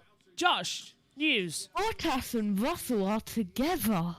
Where have you been for the past 5 laps? We're commentating on it. Give me together on the track. Near turn 1. Yeah, is that Bottas with damage on the front nose cone? Look like he's nerfed someone in the race. Probably. Looks like tyre. Did he have contact on the opening lap? Was he involved in that battle? Yes, he did. Yes, he went into the Ricardo. back of Sainz. So that's Ricardo. Yeah, that's it. Yeah, so that's the damage on the nose. The little nose ripped off there as well. As there's Lando Norris, who's going to take a second podium at Imola. Podium last year. Imola was his race. Yeah, podium last year in 3rd place. Podium this year, 3rd place as well. I concede that Lando is absolutely spectacular out there. Where did Lando finish yesterday? Lando, he started down in 5th, didn't he? So he must have finished 5th in the sprint, but he got 3rd in qualifying on Friday. So he started 3rd in the sprint. Finished 5th, though, alongside Ricardo. But he had a demon start, didn't he, Lando? He Jumped did. the 2 Ferraris as well. They just didn't get going, it seemed, at some point in that race. As we come down, so with only a couple of laps to go, it's reassuring me that the British Touring Cars is going to run to time for race number 2, and then we can be live for race 3. I nearly sat down there. I nearly broke my own rule. Don't sit down in the box as we come through as well. And Bottas pulls to the outside line, and Tamburello, as we cut to the pictures, still can't get ahead of George Russell at the first left-right chicane. Now they head down towards Villeneuve, and again, it's so much closer. If these two take each other off, a la 2021, these two are going to be more cursed than ever. Although this time, Russell's got the seat. So at least it won't be that bad, I suppose. True. So what if they take them each other out at turn 1 again? I think Toto might be annoyed at them both, if he can still be. Yeah. Not turn 1, turn 2. Or Tamburello, yeah, that area. Yeah, and that would be comical. I think during the last lap as well. And then we'll just hear Toto down the radio. No, Mikey, no, that was so not right. No, Georgie. Georgie, gotta get the everyone's information, Hamilton is still in 14th. He's still stuck behind Pierre Gasly. And 4 laps to go. And we Albon. are expecting some drops on the last those lap. 3 are coming inseparable from right now. turn 7. Last lap is coming up as well, and I'm not seeing any of this magical rain that's coming through. Right, Bottas with the DRS. Can he get through this time on George Russell? Down towards turn 1 at Tamburello we go. Bottas with the DRS, closing him down as well. Pulls the outside. What do you think happened next, everybody? It's lap after lap. Verstappen radio. Now, few jumps. Okay, understood. It's raining. Last 2 laps. Raining. It was right. 2 jumps. Last 2 laps. It's raining out there. So, and here comes Leclerc passing Tsunoda for 6th. Do you know, I don't think I've seen from 10 to 18 change in laps. No, and laps. I haven't. Yeah. 20 laps. I haven't either. It looks to be very much the same situation out there as well. Last lap coming up then for Verstappen. About to cross the line. Last lap the call for the Emilia Romagna Grand Prix. It's going to be 1 apiece for Verstappen and Leclerc, a la Hamilton and Verstappen last year. Oh, what a magnificent battle we're going to have this year. Leclerc will leave here the championship leader, but Verstappen taking 8 points for the sprint race and 26 points for the main race. 25 for the win, 1 for fast lap. Basically, Verstappen completing the Grand Slam. Pole position, winning the sprint, winning the race and fastest lap. What a race it's going to be. We were promised rain. We were promised rain, and there's no rain. Oh, but can Schumacher get into the mix. He's out of it. The question is, can Bottas pass Russell on the last lap? This is their last tour. Magnussen's also getting more points. And Bottas pulls to the outside line. He's trying everything into Tamburello. Hasn't worked out. Russell might just hold off for another lap. Hamilton is still 14th, by the way. Still stuck behind Gasly. He's got to make his move on this last lap. To where? To no points? Ipswich, probably, knowing Lewis. Here is Max Verstappen, though, who is going to win for the 22nd time out of the last corner. He won the sprint. He wins the feature. Max Verstappen wins in Imola, and the Tifosi are silent as they are defeated in their hometown. Ferrari finished 6th and 20th, while Red Bull take a 1-2 with Sergio Perez finishing in 2nd place for a 17th career podium. But stand up and applaud Lando Norris, who will take his 6th career podium and his 2nd podium here in Imola. Lando Norris finishes 3rd and crosses the line. What a fantastic race, and the fans starting to leave already. But McLaren are happy. That was really George silent. Russell is 4th, ahead of Bottas. Russell maintaining his 3rd place now in the driver standings. And guess what, Josh? Hang on 2 seconds. Leclerc finishes in 6th. Yuki Tsunoda will come home 7th. And let's hear from Max. Well done. Awesome weekend. Oh, that was a very lovely Sunday. What I made, that's maximum points. Maximum points, sprint race, fastest lap. Well done. Great job. Yeah, that was an amazing result also for the whole team, guys. Really well deserved. Going down the order as well, Vettel set 8th, Magnussen 9th, and Stroll rounds out the points in 10th. At the line, because of Ocon's penalty, both the Astons finally get points. Aston get their first points of the season. Yes! Oh, and Hamilton is 13th. Oh, yes, guys, this is what we deserve after the start of the season we've had. Well done to everyone. Very, very happy for all of you. That's Perez on the radio. We'll hear from Lando in a second. Yeah. That was pure silence. So both Astons get points. Big yes. So drivers and every team now have points on the board. That makes a difference from last year. Yeah, every team now have points on the board. That's brilliant. Further down then, Albon 11th, Gasly 12th. Still stuck behind him was Lewis Hamilton, who finishes 13th. Ocon with his 5-second time penalty is 14th. Zhou 15th, Latifi 16th, Schumacher 17th, Ricciardo 18th, and out of the race, Alonso and Sainz. To JoshPlayz in the pit lane, who had some information for us, but I think we're going to have to delay it because here comes Lando Norris. Behind Albon, more frustration. P3. Okay, mate, I need purple. Hey! We've got another podium. Who would have thought? Awesome work, everyone. Nice to see you. How much you turned it around. Proud of you all. Well done. And finally, let's go to JoshPlayz. Josh. And just before Hamilton crossed the line to take the checkered flag, he got another blue flag. Oh, he did and all. Lewis Hamilton, blue flag. Oh, well, I can sit down finally. I take my glasses off for a while. My goodness me. What a bizarre race here in Imola. It wasn't exactly a classic, was it? But that was a great race.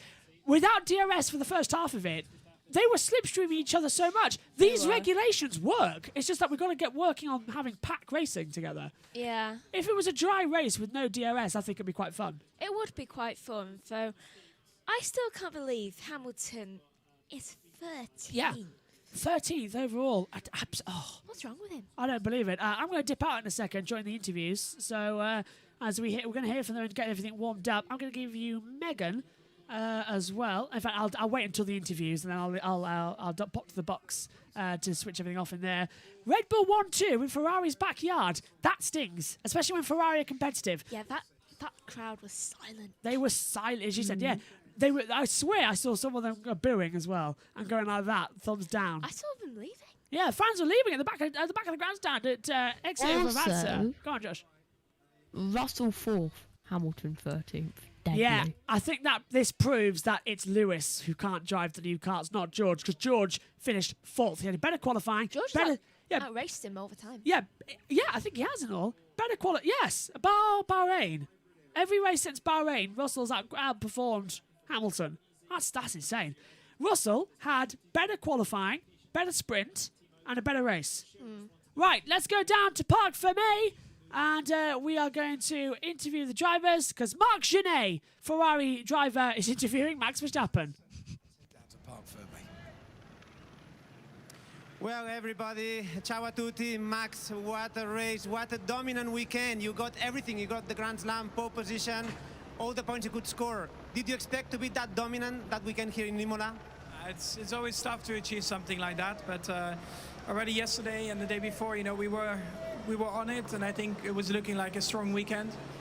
Today, you never know with the weather how competitive you're going to be, but I think as a team we did everything well, and I think this 1-2 is very deserved. Of course, those are very important points in the championship. The championship is very, very long. And was there any moment today that you thought the win was not secure, or you could see it was going to be, I wouldn't say a walk in the park, but was any moment difficult for you? The start, I guess, was probably the most critical moment. Yeah, start of course was very important, but also afterwards, you know, judging the conditions and when to swap to the slick tires, and on the outlet with the slick tires not to make mistakes, because in the lead it's, you know, you have to always dictate the pace, and it's always a bit more difficult initially, but yeah, everything was well managed. Well, and though in front of the crowd, I know they were expecting Ferrari, but still they enjoyed a good race. Well done, Max. Right, that was Max's interview. Now going on to Perez's. Strong also all year long, and you were very strong today. You had a very, very close fight with Charles. How did it go? It was close for some moments. Yeah, it was really intense, the fight. I think pretty much since halfway through the race, we were fighting. Then it was all under control, but then they start chasing us with the stop, and then it was again, you know, the fight, trying to warm up the tires. I think the most important thing of today was not making mistakes, you know, because with these conditions, it was so tricky out there that to get a 1-2 under these conditions, I think it's a great result for the team. You know, we've been so unlucky. The start has been so difficult for us, so I'm very pleased to see everyone in my team smiling today. You seem to be very fast with this car in all conditions. Would you say this car suits your driving style? And of course, I guess even wins are going to be very possible very soon. You were very close a couple of times this year. Yeah, definitely. That's the target, you know. But today it's a great day for the team, and we just have to keep working. I think there's still a few bits that we have to make better to get closer to the win. But I'm very happy that Max got it today. Well done. Good point today. Well done, Checo. Now moving on to Lando Norris' interview. You were, I don't know if the MVP of the day, but what a surprise podium. Was it a surprise for you today to be on the podium? Yeah, of course. Yeah, an amazing race, an amazing weekend, to be honest. To beat one Red Bull and one Ferrari is much better than we were expecting always. So I'm happy. The team deserve it, you know, from where we were in race one to now scoring a podium. I think they all deserve it. So top job to the team. This comeback this year is incredible, you know, the problems you had in Bahrain and how competitive you were today. Why? Where did this form from the car come from? I mean, the boring answer is just hard work. You know, a lot of time and effort everyone's putting in back in the factory and everyone here, you know. So a mixture of this, tricky conditions this weekend. So it's been, we've been able to capitalize on that as well. I love these conditions, so I always do quite well. The same last year, pretty much. So a mixture, you know, just hard work and a great weekend, and it all pays off. Enjoy the podium. Well deserved. Thanks. So the last... Right, so Joshua's still not back. So we're having a replay now of Leclerc's radio. To all of you guys. We'll learn from this and stronger next time. Well, he certainly does He was not happy about that, was he? No, he really doesn't, and I can imagine why. I mean, having all that happen, especially a home race for Ferrari. Guess what? The driver's room is back. Ah, Joshua will be sad he missed this. It was it was in the Street Surf races for the sports series, but Alex Brundle decided to talk over it. Oh, I hate when they do that. Right, so we can see them drinking waters. I don't understand how they can drink that much water in one thing. Then again, I have a distaste for water, and I only can drink flavoured. Though I'll drink water, and when I need to. I can only drink flavoured water as well. Yeah, but it just tastes a bit too bland for me. Anyway, Same with me and pastry. Josh is probably going to do this later on, but scheduled at 4:30, we've got the British touring car recharge on. race 2. That was not the afternoon we were hoping for. Yep. Yeah. Yeah, obviously really struggled. We'll, we'll debrief and try and figure it out. Yeah, so we do have some damage in the diffuser, Daniel. Difficult to quantify the load because it happened so early in the race, and there's some damage to the pitot, I believe, as well. They should have brought him in. Understood. It wouldn't have made a difference. Yeah. Oh, hi. Obviously, if I could have done something better there, I apologise for the first lap. Yeah, but I don't know how many cars were. No, I think they're Let's into the driver's room now. Probably still be better than 9th or 8th or whatever it was. When did you finish? 7? No. It's. I had to overtake these. There was like a 5-car train. Yeah. Did you pass? I just stayed in the end. I overtook them, but then I boxed. Okay. And then in the end, I was just. That train was together the whole race. I was watching on the TV. Yeah, they were together the whole race, and I had to pass them Did you box twice. at the end or not? You finished with one set? Yeah. His I was quite surprised. Yeah. It seems okay, we're not going to box. I'm like, oh no. I heard you guys were boxing, so I was like, can I box as well, please? We boxed because Charles. Yeah. We boxed one lap too late. So It was close, yeah. So. That was the driver's room. You are back for the first time since COVID began. And since 2019 Abu Dhabi, we haven't had a driver's cool-down room. And now we've got a cool-down room back with us again. Just delays the podium ceremony a little bit. Sorry I had to step out there, but luckily I timed it perfectly. Because I was just sorting out what happened in Moto 2 and getting everything sorted. And, of course, ready for the touring cars, which will be underway shortly as well here. Because Formula 1's actually finished on time, I think we're going to be on slightly earlier for the touring car race 2 in order to make sure we definitely cover race 3 live. Josh. Did the driver tracker go correctly? Yes, I've got it. Over. I've got it. Cool. We'll get that implemented as well. Tell you what, though, Josh, are you as happy as I am that so far everything today has gone correct? Touch wood. Say that. Say that. Well, to be fair, To be fair, I'm now delighted to know that if you're on YouTube, you can continue streaming on 2 different computers.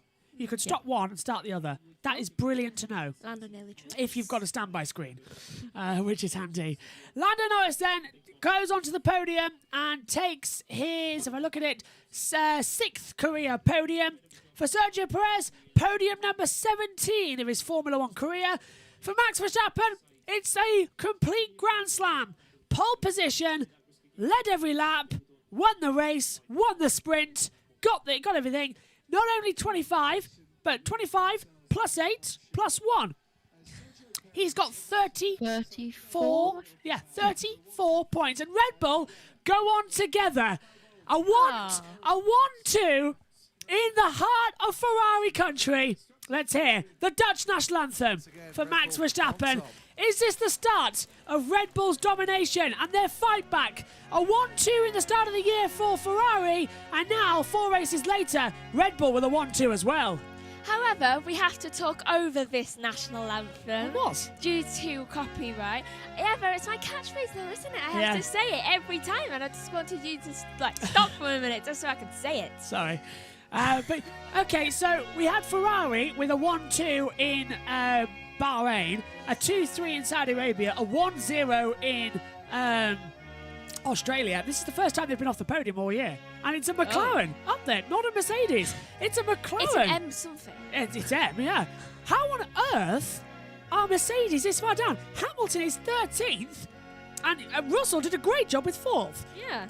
And that was the Dutch national anthem. Now we hear the Austrian national anthem for Red Bull. And in the heart of Ferrari town, everybody wants to be hearing da-da-da-da. They're not. They're hearing the Austrian theme, not the Italian. That's like a kick in the teeth. How empty is the stands? Well, quite empty now, actually. Do you know what this means as well? What? In Austria, Ferrari have to... In fact, they've all come on. Look at that. Some of the grandstands have gone. Quite empty, Megan. Because they're all on the track. They're all on the track. I was about to say, yeah. So look, so many of the fans have come onto the track to support. That's good. They like a good motor race. Support or riot? Both, as they come through. But I must admit, this now means, look at the fans leaving. Oh God, actually they're leaving to go onto the track. So now the track walk begins. Yeah, there's some of them there. 140,000 fans now enter the Imola circuit. And I'd just like to point out as well that the next race, we're in Austria actually, so quite far down the line, that's where Ferrari need to beat Red Bull at Austria. Just a bit of sweet revenge and a bit of kick in the teeth. Like with Vettel and Hamilton when they both won each other's home races. In 2018, yeah, they won one and then they won the other. But Leclerc still leaves here as the championship leader. Ferrari still leave here as the Constructors' champion. So nothing much has changed there, actually. All that's changed is that now, finally, Red Bull have closed back up. A double DNF in Bahrain put them behind and last in the Constructors. And then victory in Saudi Arabia. That didn't do too much. I only got them 37 points. And then now... Quite a nice trophy. Yeah, Perez was out. So Verstappen was out in... Australia, Perez got second, but now this is great. This gets points back on. We were worried Leclerc was running away with it, but now the fight is back on for the World Championship this year. This is what we want to see. We don't want one person dominating. We want constant wins, and for Red Bull, this is their 76th career win and their 72nd pole position and their 211th as well, I should say, podium in Formula 1. Checo Perez finishes in second and lifts his trophy up high as well. And I should also say, down in third place, another spectacular race for Lando Norris, who has absolutely shone this weekend. And he finishes in third place as well. I think you all know what is coming next. Max has already started a bit early. It's champagne time here in the fantastic circuit of Imola. And now, Megan, we go forward to see what on earth could happen next. Because we go to the street circuit of Miami for the next race. Yes, we do, and it's nice to see all those cars just lined up at the back of the grid, and I bet it's very disheartening for... Disheartening? Yeah, disheartening. Disheartening. Disheartening. Disembowel him. In a very... disheartening. Yeah, in a very Sideshow Bob manner, I presume, as we come through. Let's confirm the full race result then. It's Max Verstappen, who is the race winner here today. Sergio Perez second, Lando Norris is third, George Russell is fourth, fifth on the deck for Valtteri Bottas, sixth for Charles Leclerc, seventh for Yuki Tsunoda, eighth for Sebastian Vettel, ninth for Kevin Magnussen, 10th for Lance Stroll, lapped as well. 11th on the grid for Alexander Albon, Gasly 12th, Hamilton 13th, couldn't get one move done all weekend long. He's only gone back on positions he started in. Ocon 14th to the 5-second time penalty, Zhou 15th, Latifi 16th, Schumacher 17th, Ricciardo 18th, Alonso 19th out of the race, so was Sainz. Megan. Do you want to know something funny? Yeah. Pretty sure Hamilton started in 13th. He did, so he hasn't actually, he's just gone back, and that wasn't even through a move, because Ocon got a penalty, yeah. JoshPlayz, you'll be with me next for the touring cars coming up. What did you think of Imola? Dramatic. Dramatic indeed. Megan, your final thoughts on this race? It wasn't the race we were expecting, but it was a dramatic start and a good race in total. I thought it was surprising. Yeah. Definitely, yeah. Okay, I'll take that. I'll definitely take that. Okay, folks, that's it. We're done. We're out of here for Formula 1. Woo. Next up at 4:30, or maybe 4:20 actually, it's the British Touring Car Championship Race 2 from Donington Park. Join us for that. At 5:20, you can join us live for the final race of the day for the touring cars. And then at 6:30, myself and JoshPlayz will wrap up all of the day's action across F1, F2 and F3 as well. But my thanks to you all for watching on YouTube and listening in on USRN. We'll be back in Miami. On YouTube, we'll be exclusively live for our commentary for that one, while Matthew and Matt will take you through the Miami Grand Prix, which is up next in 2 weeks' time. We'll see you on USRN for the Spanish Grand Prix in a month. From us all here, thanks for your company. We'll see you later. Goodbye.